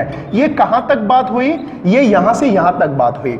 इसका मतलब यह है कि बॉडी जो है वो एक हाईएस्ट पॉइंट पे पहुंचा या आखिरी पॉइंट तक, फाइनल पॉइंट तक पहुंचा। इसके बाद जो है इसकी वेलोसिटी नेगेटिव है। नेगेटिव वेलोसिटी का मतलब यह है कि बॉडी ने टर्न लिया और टर्न के बाद जिस्म जो है वो अपोजिट डायरेक्शन में इसने चलना शुरू कर दिया।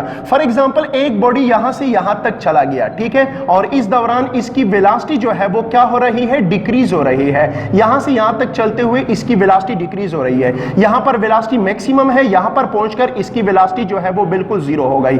अब इसके बाद इसने टर्न लिया और दोबारा वापस इसकी तरफ आने लगा, लेकिन बाकी का देखिए फॉरवर्ड जो है वो उसने 10 सेकंड का सफर किया हुआ है और बैकवर्ड में जो उसने सफर किया हुआ है वो 10 सेकंड और 10 सेकंड 20 सेकंड का सफर जो है वो उसने किया हुआ है। मतलब वो इसी पॉइंट को क्रॉस करके इस सीमत में आ रहा है। तो ये ग्राफ जो है ये नेगेटिव वेलोसिटी है। ये पॉइंट जो है वो हमें बताते हैं कि जिस्म ने टर्न लिया और ये हमें बताता है कि बॉडी जो है वो अपोजिट डायरेक्शन में इसने चलना शुरू कर दिया। अब इन तमाम बातों को अगर हम अपने सामने रखें तो हम कह सकते हैं कि ये ग्राफ, ये लाइन भी यूनिफॉर्म स्लोप है, ये भी यूनिफॉर्म स्लोप है। तो एक बात तो कंफर्म है कि यहां से लेकर यहां तक की जो जर्नी हुई है इस दौरान बॉडी की एक्सेलरेशन जो है वो क्या है, यूनिफॉर्म है, और बॉडी की वेलोसिटी ग्रेजुअली या यूनिफॉर्मली यहां से लेकर यहां तक क्या हो रही है, डिक्रीज हो रही है। इसके बाद यूनिफॉर्मली क्या हो रही है, इंक्रीज हो रही है। तो इसीलिए हमारे साथ जो दुरुस्त ऑप्शन होगा एमसीक्यू नंबर 30 में, वो हमारे साथ ए ऑप्शन जो है वो दुरुस्त ऑप्शन होगा, क्योंकि ए ऑप्शन कहता है कि the particle has constant acceleration या the particle has uniform acceleration. B option जो है वो दुरुस्त नहीं है, क्योंकि ये कहते हैं कि B particle has never turn. देखिए ये पॉइंट हमें बताता है कि बॉडी ने टर्न लिया, पहले इसकी वेलोसिटी पॉजिटिव थी, अब इसकी वेलोसिटी क्या है, नेगेटिव है, मतलब बॉडी ने टर्न लिया हुआ है। सी ऑप्शन क्या है, particle has zero displacement. Zero displacement इसलिए नहीं है कि इसकी जो फॉरवर्ड मोशन है उसके मुकाबले में इसकी बैकवर्ड मोशन की दौरानियां जो है वो ज्यादा है, इसलिए इसकी डिस्प्लेसमेंट जो है वो भी जीरो नहीं हो सकता। और डेटा इनसफिशिएंट तो हो नहीं सकता, क्योंकि ये ग्राफ हमें ठीक ठाक जबरदस्त किस्म का इंफॉर्मेशन देता है। इसलिए इस एमसीक्यू नंबर 30 में हमारे साथ जो दुरुस्त ऑप्शन है इस ग्राफ के लिए, वो ऑप्शन ए जो है वो करेक्ट ऑप्शन होगा। डियर स्टूडेंट, अगर किसी मूविंग बॉडी के लिए हम ग्राफ ड्रा करते हैं तो उस ग्राफ का एक खास मकसद होता है, वो ग्राफ हमें कुछ खास इंफॉर्मेशन देता है।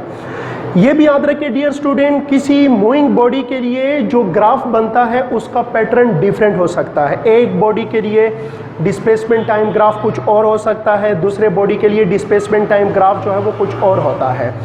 अब कोई भी ग्राफ जो किसी मूविंग बॉडी के लिए हम प्लॉट करते हैं उससे हम इंफॉर्मेशन किस तरह लेंगे। अब हमने क्या किया है, हमने मुख्तलिफ किस्म के ग्राफ को एक टेबल की सूरत में जमा किया है, कलेक्ट किया है, और हम अब देखेंगे कि मुख्तलिफ ग्राफ जो मुख्तलिफ पैटर्न के होते हैं उसके किसी मूविंग बॉडी के लिए क्या मतलब होता है, क्या मकसद होता है। तो चलो डियर स्टूडेंट, हम बात करते हैं डिस्क्रिप्शन ऑफ वेरियस ग्राफ की। मुख्तलिफ शेप के मुख्तलिफ पैटर्न के ग्राफ लेकर उससे जो हमें इंफॉर्मेशन मिलते हैं उसको अब हमने डिस्कस करना है। अब इसमें हमारे साथ यहाँ पर हमने ग्राफ बनाए हुए हैं। ये ग्राफ डिस्प्लेसमेंट टाइम ग्राफ के लिए क्या मीनिंग रखता है वो यहाँ पर हमने डिस्क्राइब किए हैं, और ये ग्राफ वेलोसिटी टाइम ग्राफ के लिए डिस्प्लेसमेंट टाइम ग्राफ की सूरत में क्या मतलब हमें देगा, क्या इंफॉर्मेशन देगा, वो हमने इस कॉलम में शो किया हुआ है। तो चलो डियर स्टूडेंट, आते हैं और बात करते हैं पहले इस ग्राफ की। ये हमारे साथ क्या है, टाइम एक्सिस है, और ये हमारे साथ या तो डिस्प्लेसमेंट एक्सिस है या हमारे साथ वेलोसिटी एक्सिस है। यहाँ पर P लिखा हुआ है, P से मुराद है कोई भी physical quantity, any physical quantity, जो P की जगह पर डिस्प्लेसमेंट भी हो सकता है और P की जगह पर हमारे साथ वेलोसिटी भी हो सकती है। अब अगर हम इस ग्राफ को देखें तो ये ग्राफ जो है ये हमारे साथ एक लाइन है parallel to the time axis. तो डियर स्टूडेंट, याद रखें कोई भी ग्राफ जो एक लाइन हो parallel to the time axis की, उस लाइन का स्लोप जो है वो जीरो होता है। ये बात अपने जहन में रखें। तो इस ग्राफ का जो स्लोप है वो हमारे साथ जीरो है। स्लोप क्यों जीरो है, क्योंकि ये लाइन जो जो है ये हॉरिजॉन्टल के साथ 0 डिग्री एंगल जो है वो बनाती है। अब अगर ये ग्राफ डिस्प्लेसमेंट टाइम ग्राफ का होगा तो इसका मतलब ये है कि थीटा जो है वो हमारे साथ 0 है। जब थीटा 0 होगा तो स्लोप हमारे साथ 0 होगा। और डिस्प्लेसमेंट टाइम ग्राफ अगर ये है तो आपको पता है कि डिस्प्लेसमेंट टाइम ग्राफ का जो स्लोप होता है वो वेलोसिटी होती है। अब अगर स्लोप 0 है इस ग्राफ का तो वेलोसिटी जो है वो 0 है, और 0 वेलोसिटी का मतलब ये है that the body is at rest. तो इस ग्राफ से हम क्या मतलब लेंगे, ये ग्राफ हमें क्या इंफॉर्मेशन देगा, line parallel to the time axis shows that the body is at rest. लेकिन डियर स्टूडेंट यही ग्राफ अगर वेलोसिटी टाइम ग्राफ का है तो इसका मतलब कुछ और होगा। इस ग्राफ का डिस्प्लेसमेंट टाइम ग्राफ में मीनिंग कुछ और होगा और इसी ग्राफ का वेलोसिटी टाइम ग्राफ में मीनिंग कुछ और होगा। अब अगर ये ग्राफ किसी बॉडी के वेलोसिटी और टाइम के माबैन है तो इसका मतलब ये है कि थीटा 0 है। लेकिन आपको पता है कि वेलोसिटी टाइम ग्राफ का जो स्लोप होता है वो एक्सेलरेशन होती है। अब अगर स्लोप 0 है वेलोसिटी टाइम ग्राफ का तो इसका मतलब यह है कि इस बॉडी की एक्सेलरेशन जो है वो 0 है, और 0 एक्सेलरेशन का मतलब यह है कि the body is moving with constant velocity. अब इसको अगर हम डिस्क्राइब करें तो इस तरह डिस्क्राइब करेंगे कि line parallel to the time axis, velocity time graph में a line parallel to the time axis shows that the body is moving, कि ये जो बॉडी है that the body is moving, कि ये बॉडी जो है वो मूव करती है किसके साथ, विद कांस्टेंट वेलोसिटी के साथ। अब दूसरे नंबर पे हमारे साथ ये वाला ग्राफ है। इसमें आपको नजर आ रहा है कि ये ग्राफ जो है ये एक पैरेलल लाइन है किसके साथ, डिस्प्लेसमेंट एक्सिस के साथ या वेलोसिटी एक्सिस के साथ। अब अगर आपके पास एक ऐसा ग्राफ हो जो वर्टिकल के साथ पैरेलल लाइन हो, फिर से सुने, any graph which consists of a straight line parallel to the vertical axis, तो इस ग्राफ का जो स्लोप होगा वो इनफाइनाइट होगा, क्योंकि यहां पर जो एंगल बनेगा एक हॉरिजॉन्टल एक्सिस के साथ वो 90 डिग्री होगा, और स्लोप चूंकि टेंजेंट थीटा होता है और टेंजेंट 90 आपको पता है इन्फिनिटी के बराबर है। तो यहां पर इस लाइन का जो स्लोप बन रहा है वो इनफाइनाइट स्लोप जो है वो बन रहा है। अब डियर स्टूडेंट स्लोप जो है वो या तो इस तरह होता है या इस तरह होता है या इस तरह होता है, लेकिन अगर हम किसी सीढ़ी को इस तरह लगा दे तो इसका स्लोप फिर क्या होगा, इसका स्लोप इनफाइनाइट होगा। तो ये लाइन हमें बता रहा है कि इस लाइन का स्लोप जो है वो इनफाइनाइट है। अब डिस्प्लेसमेंट टाइम ग्राफ में इसका स्लोप क्या होगा, वेलोसिटी होगी। तो मतलब यह है कि बॉडी की वेलोसिटी क्या होगी, इन्फिनिटी होगी या इनफाइनाइट होगी। तो इसको हम किस तरह डिस्क्राइब करेंगे, body change its position rapidly without change in time. मतलब यह है कि बॉडी ने suddenly without change in time अपना पोजीशन चेंज किया, जो कि प्रैक्टिकली इम्पॉसिबल है, प्रैक्टिकली पॉसिबल नहीं है। और यही ग्राफ अगर वेलोसिटी टाइम ग्राफ के लिए होगा तो अगेन यहां पर एंगल जो है इस लाइन का हॉरिजॉन्टल के साथ वो 90 डिग्री है। इसका मतलब ये कि इसका स्लोप इनफाइनाइट होगा। लेकिन वेलोसिटी टाइम ग्राफ में इसका स्लोप जो है वो एक्सेलरेशन होगा, और एक्सेलरेशन यहां पर क्या होगी, इनफाइनाइट होगी। इसका मतलब ये है कि बॉडी की वेलोसिटी जो है वो सडनली चेंज हुई है विदाउट चेंज इन टाइम। मतलब ये है कि टाइम में चेंज के बगैर बॉडी की वेलोसिटी जो है वो रैपिडली चेंज हुई है। इसका मतलब यह है कि बॉडी के अंदर इनफाइनाइट एक्सेलरेशन पैदा हुई है। और यह भी याद रखें ये प्रैक्टिकली पॉसिबल नहीं है कि विदाउट चेंज इन टाइम किसी बॉडी की वेलोसिटी चेंज हो जाए। बहरहाल ये हमारे साथ एक ग्राफ है जो हमें कुछ इंफॉर्मेशन देता है। तीसरे नंबर पे हमारे साथ ये एक ग्राफ है। ये ग्राफ एक स्ट्रेट लाइन है between the displacement axis and time axis, या velocity axis and time axis between the displacement axis and time axis हमारे साथ स्ट्रेट लाइन है। अब इसका क्या मतलब है, इसका मतलब ये है कि इस लाइन का स्लोप जो है वो थ्रू आउट क्या है, कांस्टेंट है। इसका मतलब क्या है, इसका मतलब ये है कि स्लोप जो है वो कांस्टेंट है। स्लोप क्यों कांस्टेंट है, क्योंकि एंगल जो है वो हर पॉइंट पर, हर मुकाम पर कांस्टेंट है, और जब एंगल कांस्टेंट होगा तो स्लोप कांस्टेंट होगा। अब अगर ये डिस्प्लेसमेंट टाइम के लिए है तो इसका मतलब ये है कि बॉडी की वेलोसिटी कांस्टेंट है, और जब बॉडी की वेलोसिटी कांस्टेंट होगी तो इसका मतलब यह है कि ये ग्राफ अगर डिस्प्लेसमेंट टाइम ग्राफ का किसी बॉडी के लिए इस तरह बन रहा है तो इसका मतलब यह है कि वेलोसिटी कांस्टेंट है और एक्सेलरेशन हमारे साथ 0 है। So line with constant slope and shows uniform velocity. तो ये हमारे साथ एक लाइन है कांस्टेंट स्लोप के साथ, और कांस्टेंट स्लोप डिस्प्लेसमेंट टाइम में मुराद ये होगा कि वेलोसिटी कांस्टेंट है या वेलोसिटी यूनिफॉर्म है। अब अगर यही ग्राफ वेलोसिटी टाइम के लिए होगा तो हमारे साथ इसका मतलब क्या होगा, थीटा हमारे साथ कांस्टेंट है, वेलोसिटी टाइम ग्राफ के लिए इसका जो स्लोप होगा वो एक्सेलरेशन होगा। तो ये ग्राफ हमें बता रहा है कि अगर ये वेलोसिटी है और ये टाइम है तो वक्त के साथ साथ वेलोसिटी क्या हो रही है, बढ़ रही है। देखिए ये वेलोसिटी एक्सिस होगा और ये फिर टाइम एक्सिस होगा, तो जो जो टाइम गुजर रहा है वेलोसिटी बढ़ रही है, इसलिए हमने बोला कि वेलोसिटी इंक्रीजेस। और जब वेलोसिटी इंक्रीज होती है तो बॉडी के अंदर पॉजिटिव एक्सेलरेशन या सिंपली हम कह सकते हैं कि एक्सेलरेशन बॉडी के अंदर पैदा होगी। तो इसका मतलब यह है कि line with constant slope and shows uniform acceleration. Velocity time graph में इससे मुराद होगा यूनिफॉर्म कांस्टेंट एक्सेलरेशन, और डिस्प्लेसमेंट टाइम ग्राफ में इसी ग्राफ से मुराद होगा कांस्टेंट वेलोसिटी।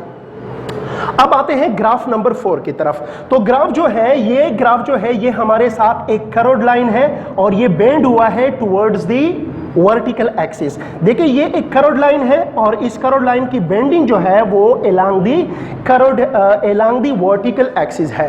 तो इसका मतलब क्या है, इसका मतलब ये है कि इसकी एंगल जो है वो वक्तन फवक्तन इंक्रीज हो रही है। एंगल कैसे इंक्रीज हो रही है, देखिए यहां पर मैंने एक पॉइंट लिया और इस पॉइंट के साथ मैंने एक टेंजेंट लाइन लिया और ये हॉरिजॉन्टल जो है वो मैंने ड्रा किया, तो यहां पर एंगल हमारे साथ ये है। और अगर यहां पर मैं एक पॉइंट ले लूं और इस पॉइंट के साथ मैं एक टेंजेंट लाइन ले लूं और यहां पर एक हॉरिजॉन्टल लाइन ले लूं तो एंगल हमारे साथ ये होगा। तो आप देख रहे हैं कि यहां पर एंगल हमारे साथ ये है, यहां पर ये है। तो इसका मतलब ये कि जो जो हम इस लाइन के साथ जा रहे हैं थीटा जो है वो इंक्रीज हो रहा है। तो इसका मतलब ये कि थीटा इंक्रीजेस, और थीटा इंक्रीज होगी तो velocity time displacement time graph में इसका जो स्लोप होगा वो इंक्रीज होगा। और आपको पता है कि डिस्प्लेसमेंट टाइम ग्राफ में इसका स्लोप क्या होगी, वेलोसिटी होगी। तो इसका मतलब है कि वेलोसिटी जो है वो क्या हो रही है, इंक्रीज हो रही है। और वेलोसिटी अगर इंक्रीज हो रही है तो बॉडी में क्या होगी, एक्सेलरेशन जो है वो मौजूद होगी। मतलब the body will have positive acceleration. Body के अंदर क्या होगी, पॉजिटिव एक्सेलरेशन मौजूद होगी, क्योंकि वेलोसिटी जो है वो क्या हो रही है, इंक्रीज हो रही है। या आप यूं भी कह सकते हैं कि अगर ये कर्व्ड लाइन है टुवर्ड्स दी डिस्प्लेसमेंट एक्सिस, अगर लाइन जो है वो बेंड हो रही है तो इसका मतलब यह है कि बॉडी के अंदर एक्सेलरेशन मौजूद है। एक्सेलरेशन इसलिए मौजूद है क्योंकि वेलोसिटी जो है वो बढ़ रही है, इंक्रीज हो रही है। तो इस ग्राफ को अगर हम लाइन से डिस्क्राइब करें तो हम कह सकते हैं कि line bending towards the position axis shows increase in velocity. तो कोई भी ग्राफ जो डिस्प्लेसमेंट टाइम के माबैन हो और ये कर्व्ड लाइन हो और ये बेंड हो रहा हो, किसकी तरफ, पोजीशन एक्सिस की तरफ बेंड हो रहा हो, तो इसका मतलब यह है कि वेलोसिटी जो है वो इंक्रीज हो रही है और मोशन एक्सेलरेटेड मोशन है। लेकिन अगर यही ग्राफ वेलोसिटी टाइम के लिए होगा तो इससे मुराद ये है, अगेन थीटा जो है वो इंक्रीज हो रहा है, लेकिन वेलोसिटी टाइम ग्राफ में अगर थीटा इंक्रीज हो रहा है तो इसका मतलब ये कि स्लोप इंक्रीज हो रहा है, और वेलोसिटी टाइम ग्राफ में जो स्लोप होगा वो एक्सेलरेशन को रिप्रेजेंट करेगा। तो इसका मतलब यह है कि बॉडी की एक्सेलरेशन जो है वो इंक्रीज हो रही है। वेलोसिटी टाइम ग्राफ में ये कर्व्ड लाइन बताएगा कि बॉडी की एक्सेलरेशन जो है वो इंक्रीज हो रही है। तो अगर हम इसको लाइन में डिस्क्राइब करें तो डिस्क्रिप्शन इसकी इस तरह है कि line bending towards the velocity axis represent increasing velocity, या इंक्रीज इन वेलोसिटी को ये क्या करेगा, रिप्रेजेंट करेगा। तो ये ग्राफ हमें बताता है, अगर ये वेलोसिटी टाइम ग्राफ है, कि बॉडी की एक्सेलरेशन जो है वो इंक्रीज हो रही है। याद रखें, अगर किसी बॉडी की एक्सेलरेशन इंक्रीज होती है तो इसके नतीजे में एक नई फिजिकल क्वांटिटी पैदा होती है जिसको हम जार्क का नाम जो है वो देते हैं। डियर स्टूडेंट, याद रखें, time rate of change in displacement के नतीजे में वेलोसिटी पैदा होती है, और time rate of change in velocity के नतीजे में एक्सेलरेशन पैदा होती है, और time rate of change in acceleration के नतीजे में एक नई फिजिकल क्वांटिटी जन्म लेती है जिसको हम जार्क का नाम जो है वो देते हैं। अब ये पांचवा केस जो है हमारे साथ, ये दरअसल केस नंबर 4 का उलट है, उसका रिवर्स है। अब यहाँ पर हमें जो ग्राफ दिया गया है वो एक ऐसी लाइन है जो कर्व्ड लाइन है, लेकिन इसकी बेंडिंग जो है वो टुवर्ड्स द हॉरिजॉन्टल हो रही है। मतलब लाइन जो है वो बेंड हो रही है किसकी तरफ, हॉरिजॉन्टल की तरफ। तो याद रखिए डियर स्टूडेंट, जब लाइन हॉरिजॉन्टल की तरफ बेंड होती है तो इसके नतीजे में हमारे साथ स्लोप जो है वो डिक्रीज होता है। याद रखें किसी भी कर्व्ड, कोई भी कर्व्ड लाइन अगर हमारे साथ ग्राफ है और ये लाइन बेंड हो रही है टुवर्ड्स द हॉरिजॉन्टल, तो पॉइंट टू पॉइंट हमारे साथ एंगल डिक्रीज होती जाएगी, और जब एंगल हमारे साथ डिक्रीज होगी तो इसके नतीजे में हमारे साथ स्लोप जो है वो डिक्रीज होगा। और अगर स्लोप डिक्रीज होगा तो डिस्प्लेसमेंट टाइम ग्राफ में इसका अपना मकसद होगा और वेलोसिटी टाइम ग्राफ में इसका अपना मकसद होगा। तो ये लाइन हमें बताती है कि बॉडी का ग्राफ जो है वो एंगल जो है वो डिक्रीज हो रही है। फॉर एग्जांपल यहाँ पर हमारे साथ टेंजेंट लाइन ये है और ये हमारे साथ हॉरिजॉन्टल लाइन है, तो एंगल हमारे साथ यहाँ पर बनेगा। अब अगर यहाँ पर मैं टेंजेंट लाइन लेता हूँ कर्व के साथ और ये मैं हॉरिजॉन्टल के साथ लाइन ले रहा हूँ, तो आप देख सकते हैं कि एंगल जो है वो डिक्रीज हो रही है, और जब एंगल डिक्रीज होगी तो यहाँ पर स्लोप जो है वो क्या हो रहा है, डिक्रीज हो रहा है। अब इस ग्राफ का अगर स्लोप डिक्रीज होगा, अब अगर ये डिस्प्लेसमेंट टाइम ग्राफ होगा और थीटा डिक्रीज हो रही हो, तो इसका मतलब ये कि स्लोप डिक्रीज हो रहा है, और डिस्प्लेसमेंट टाइम ग्राफ में स्लोप के डिक्रीज का मतलब ये है कि वेलोसिटी डिक्रीज हो रही है, और जिस बॉडी की वेलोसिटी डिक्रीज हो रही हो उसमें एक्सेलरेशन होगी, लेकिन नेगेटिव एक्सेलरेशन उसमें मौजूद होगी। तो अगर इस ग्राफ को हम एक लाइन में डिस्क्राइब करें डिस्प्लेसमेंट टाइम ग्राफ के लिए, तो इसका मतलब ये कि line bending towards the time axis shows decrease in velocity. अब अगर यही ग्राफ वेलोसिटी टाइम के लिए है तो अगेन हमारे साथ एंगल जो है वो क्या होगी, डिक्रीज होगी। एंगल डिक्रीज होगी, स्लोप डिक्रीज होगा, लेकिन वेलोसिटी टाइम ग्राफ में जो हमारे साथ स्लोप है वो एक्सेलरेशन को रिप्रेजेंट कर रहा है। तो इसका मतलब यह है कि एक्सेलरेशन जो है वो क्या होगी, डिक्रीज होगी। तो इसको अगर हम डिस्क्राइब करें इस ग्राफ को वेलोसिटी टाइम के लिए, तो हम लिखेंगे कि line bending towards the time axis shows decrease in acceleration. अब आते हैं केस नंबर 6 की तरफ। तो केस नंबर 6 में आप देख रहे हैं कि ये ग्राफ हमें बता रहा है कि इब्तिदा में ये क्वांटिटी बहुत ज़्यादा है जब टाइम हमारे साथ रिसेंटली होता है, जब स्टार्टिंग टाइम होता है तो ये वैल्यू बहुत ज़्यादा होती है, लेकिन जो जो हमारे साथ वक्त गुजरता जाता है ये क्वांटिटी जो वर्टिकल पर है वो डिक्रीज होती है, जो जो हमारे साथ टाइम इंक्रीज होता है, टाइम बढ़ता रहता है। तो ये लाइन जो है ये तो हमारे साथ स्ट्रेट लाइन है, तो स्लोप इसका कांस्टेंट होगा क्योंकि थीटा हमारे साथ क्या है, कांस्टेंट है। लेकिन इस केस में जो हमारे साथ एंगल बनेगी वो ग्रेटर देन 90 डिग्री होगी, और याद रखें थीटा के लिए अगर हम एंगल ग्रेटर देन 90 डिग्री लगाएंगे टेंजेंट थीटा के लिए, तो टेंजेंट थीटा से हासिल होने वाले वैल्यूज जो है वो नेगेटिव होंगे। तो इसका मतलब ये है कि यहाँ पर जो हमारे साथ स्लोप होगा, स्लोप कांस्टेंट होगा, लेकिन वैल्यू इसकी क्या होगी, नेगेटिव होगी। अब अगर ये डिस्प्लेसमेंट टाइम ग्राफ है तो इसका मतलब ये है कि वेलोसिटी जो है वो नेगेटिव है। नेगेटिव वेलोसिटी का मतलब ये है कि डिस्प्लेसमेंट जो है वो पहले के मुकाबले में नेगेटिव डायरेक्शन में हो रहा है या अपोजिट डायरेक्शन में हो रहा है।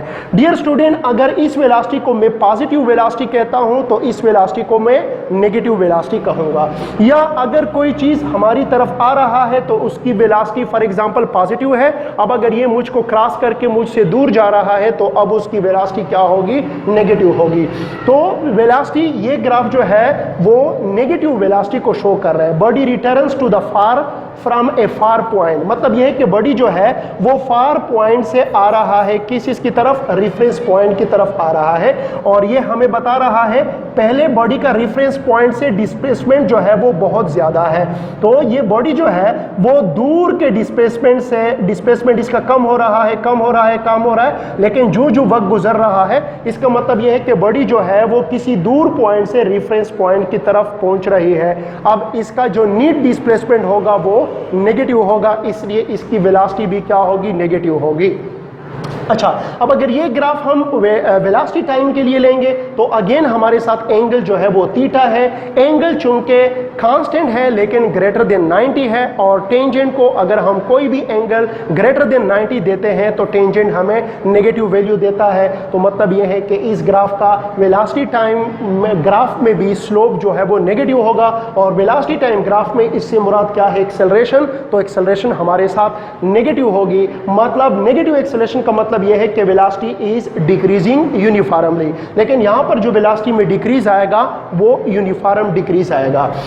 आते हैं 7 नंबर ग्राफ की तरफ। अब 7 नंबर ग्राफ जो है इसमें हमें दो कर्व दिए गए हैं, एक अपवर्ड कर्व है और दूसरा जो है वो हमारे साथ नीचे नेगेटिव पी में हमारे साथ कर्व लाइन जो है वो मौजूद है।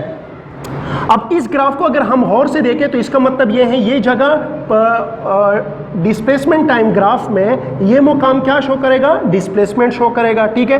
तो इसका मतलब यह है कि एक बॉडी की डिस्प्लेसमेंट, फॉर एग्जांपल ये 5 सेकंड का टाइम है, तो 5 सेकंड के टाइम में एक बॉडी का डिस्प्लेसमेंट ये भी है और 5 सेकंड के टाइम में एक बॉडी का डिस्प्लेसमेंट ये भी है। मतलब यह है कि एक रेफरेंस पॉइंट से एक बॉडी की सिमुल्टेनियसली दो डिस्प्लेसमेंट बन रहे हैं, जो कि प्रैक्टिकली पॉसिबल नहीं है। एक ही रेफरेंस पॉइंट से किसी बॉडी की एक ही टाइम में सिर्फ एक ही डिस्प्लेसमेंट हो सकता है, दो डिफरेंट डिस्प्लेसमेंट नहीं हो सकते। तो इसका मतलब यह है कि अगर ये डिस्प्लेसमेंट टाइम ग्राफ है तो इससे हमें ये इंफॉर्मेशन मिलेंगे कि चूंकि at one instant the object has two position, ये ग्राफ हमें बताता है कि एक ही लम्हे पे इस टाइम पे एक बॉडी के दो पोजीशन है, विच इज नॉट पॉसिबल, जो कि प्रैक्टिकली पॉसिबल नहीं है। लिहाजा ये ग्राफ प्रैक्टिकली कभी भी नहीं बन सकता। और इसी तरह अगर हम इसको वेलोसिटी टाइम ग्राफ की सूरत में लेंगे तो इससे मुराद ये होगा कि at the same time body की वेलोसिटी ये भी है और at the same time body की वेलोसिटी किसी रेफरेंस पॉइंट के लिहाज से ये भी है। तो किसी बॉडी की किसी रेफरेंस पॉइंट के लिहाज से एट द सेम टाइम दो डिफरेंट वेलोसिटीज नहीं हो सकती, लिहाजा अगेन ये ग्राफ जो है वो पॉसिबल नहीं है। तो याद रखिए डियर स्टूडेंट, ये ग्राफ भी पॉसिबल नहीं है जिसमें एट द सेम टाइम किसी बॉडी के दो पोजीशन है या एट द सेम टाइम किसी बॉडी की दो वेलोसिटियां है, ऐसा ग्राफ जो है वो पॉसिबल नहीं है। दूसरा वो ग्राफ भी पॉसिबल नहीं होता है जिस ग्राफ में टाइम इन्वॉल्व हो और वो ग्राफ जो है वो पीछे की तरफ आ रहा हो, मतलब ऑरिजिन की तरफ आ रहा हो, ऐसा ग्राफ कभी भी मुमकिन नहीं है, कहीं भी पॉसिबल नहीं है। क्योंकि जिस ग्राफ में टाइम इन्वॉल्व हो और वो ग्राफ बैकवर्ड आ रहा हो तो इसका मतलब ये कि टाइम जो है वो रिवर्स हो रहा है, और आपको पता है कि टाइम कभी भी रिवर्स नहीं हो सकता। टाइम ना तो स्टॉप हो सकता है ना ही रिवर्स हो सकता है, टाइम ऑलवेज प्रोसीड। टाइम जो है ये हमेशा क्या करते हैं, प्रोसीड करता है। लिहाजा जिस ग्राफ में टाइम इन्वॉल्व होगा वो ग्राफ हमेशा क्या करेगा, प्रोसीड करेगा टाइम के लिहाज से, मतलब टाइम एक्सिस के साथ प्रोग्रेस जो है वो हमारे साथ होनी चाहिए। और जो ग्राफ बैकवर्ड आ रहा है इसका मतलब यह है कि इसमें टाइम रिवर्स हो रहा है, तो ऐसा ग्राफ भी कभी भी पॉसिबल नहीं है। अगर एमसीक्यू में कोई ऐसा ग्राफ शो किया गया है जिसमें टाइम रिवर्स हो रहा है तो वो ग्राफ गलत ग्राफ होगा, वो ग्राफ दुरुस्त ग्राफ नहीं हो सकता। अब आते हैं केस नंबर 8 की तरफ। केस नंबर 8 ये है कि when an object is moving upward and then falls downward freely. तो इसके लिए हमने ग्राफ ड्रा करना है। केस नंबर 8 में हम क्या करते हैं, केस नंबर 8 में हम एक ग्राफ जो है वो ड्रा करते हैं, एक केस जो है वो लेते हैं और उस केस के लिए हम डिस्प्लेसमेंट टाइम ग्राफ और वेलोसिटी टाइम ग्राफ जो है वो हम ड्रा करना चाहते हैं। और वो केस कौन सा है, वो केस ये है कि अगर इस पेन को मैं इस तरह ऊपर फेंकता हूं तो आप देख रहे हैं कि ये पेन पहले ऊपर गया, हाईएस्ट पॉइंट पर पहुंचा, हाईएस्ट पॉइंट पर पहुंचने के बाद ये दोबारा अपनी इनिशियल पोजीशन पे आया। फिर से देखें, इस पेन को मैंने इस तरह फेंका तो इस फेंके हुए पेन के लिए आपने डिस्प्लेसमेंट टाइम ग्राफ और वेलोसिटी टाइम ग्राफ जो है वो ड्रा करना है।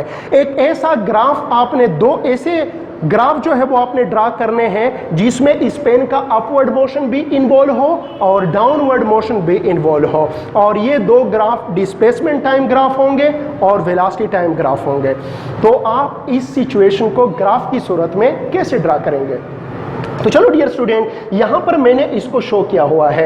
ये क्या है, अगर कोई ऑब्जेक्ट जो है ये ऊपर हम फेंकते हैं तो आपको पता है इब्तिदा में इसकी जो रेफरेंस पॉइंट से फासला होता है वो बिल्कुल जीरो होती है, जैसा कि ये है। जो जो ये ऊपर जाता है इसकी रेफरेंस पॉइंट से फासला जो है वो बढ़ता रहता है। यहां पर पहुंचकर इसकी रेफरेंस पॉइंट के लिहाज से जो फासला है ये मैक्सिमम हो जाता है, लेकिन इसके बाद ये नीचे आता है। लेकिन जब ये नीचे आएगा तो अगेन ये रेफरेंस पॉइंट की तरफ दोबारा आएगा। तो जो जो ये रेफरेंस पॉइंट के करीब आता है ग्राफ जो है वो हमारे साथ इधर आ जाएगा। तो ये हमारे साथ क्या है, ये ऊपर फेंके हुए जिस्म के लिए जब ये ऊपर मोशन करता है हाईएस्ट पॉइंट पर पहुंचने के बाद ये नीचे आता है, तो ये इस बॉडी के लिए क्या है, डिस्प्लेसमेंट टाइम ग्राफ है। अब इसी सिचुएशन के लिए जब हम किसी बॉडी को ऊपर फेंकते हैं, हाईएस्ट पॉइंट पर चलता है, हाईएस्ट पॉइंट के बाद नीचे आता है, अब इसी सिचुएशन के लिए हमारे साथ वेलोसिटी टाइम ग्राफ जो है वो किस तरह होगा। आपको पता है डियर स्टूडेंट कि जब हम किसी चीज को फेंकते हैं इब्तिदा में, तो यहां पर इसकी इनिशियल वेलोसिटी जो है वो मैक्सिमम होती है, और ये ग्राफ भी शो कर रहा है कि इब्तिदा में इसकी वेलोसिटी जो है वो क्या है, मैक्सिमम है। जब हम स्टार्ट ले रहे थे उस वक्त इसकी वेलोसिटी क्या थी, मैक्सिमम थी, लेकिन जो जो टाइम गुजर रहा है इसकी वेलोसिटी जो है वो कम हो रही है। हाईएस्ट पॉइंट ये है, ये हाईएस्ट पॉइंट है, लेकिन ग्राफ के ऊपर हाईएस्ट पॉइंट ये है। हाईएस्ट पॉइंट पर वेलोसिटी 0 है, और ये जगह भी शो कर रहा है कि वेलोसिटी जो है वो हमारे साथ क्या है, 0 है। लेकिन इसके बाद जो है वो जिस्म नीचे आना शुरू कर देता है, और जब जिस्म नीचे आता है तो अब इसकी वेलोसिटी जो है वो नेगेटिव होगी, और जब इसकी वेलोसिटी नेगेटिव होगी, जो जो ये नीचे आएगा इसकी वेलोसिटी में इजाफा होगा।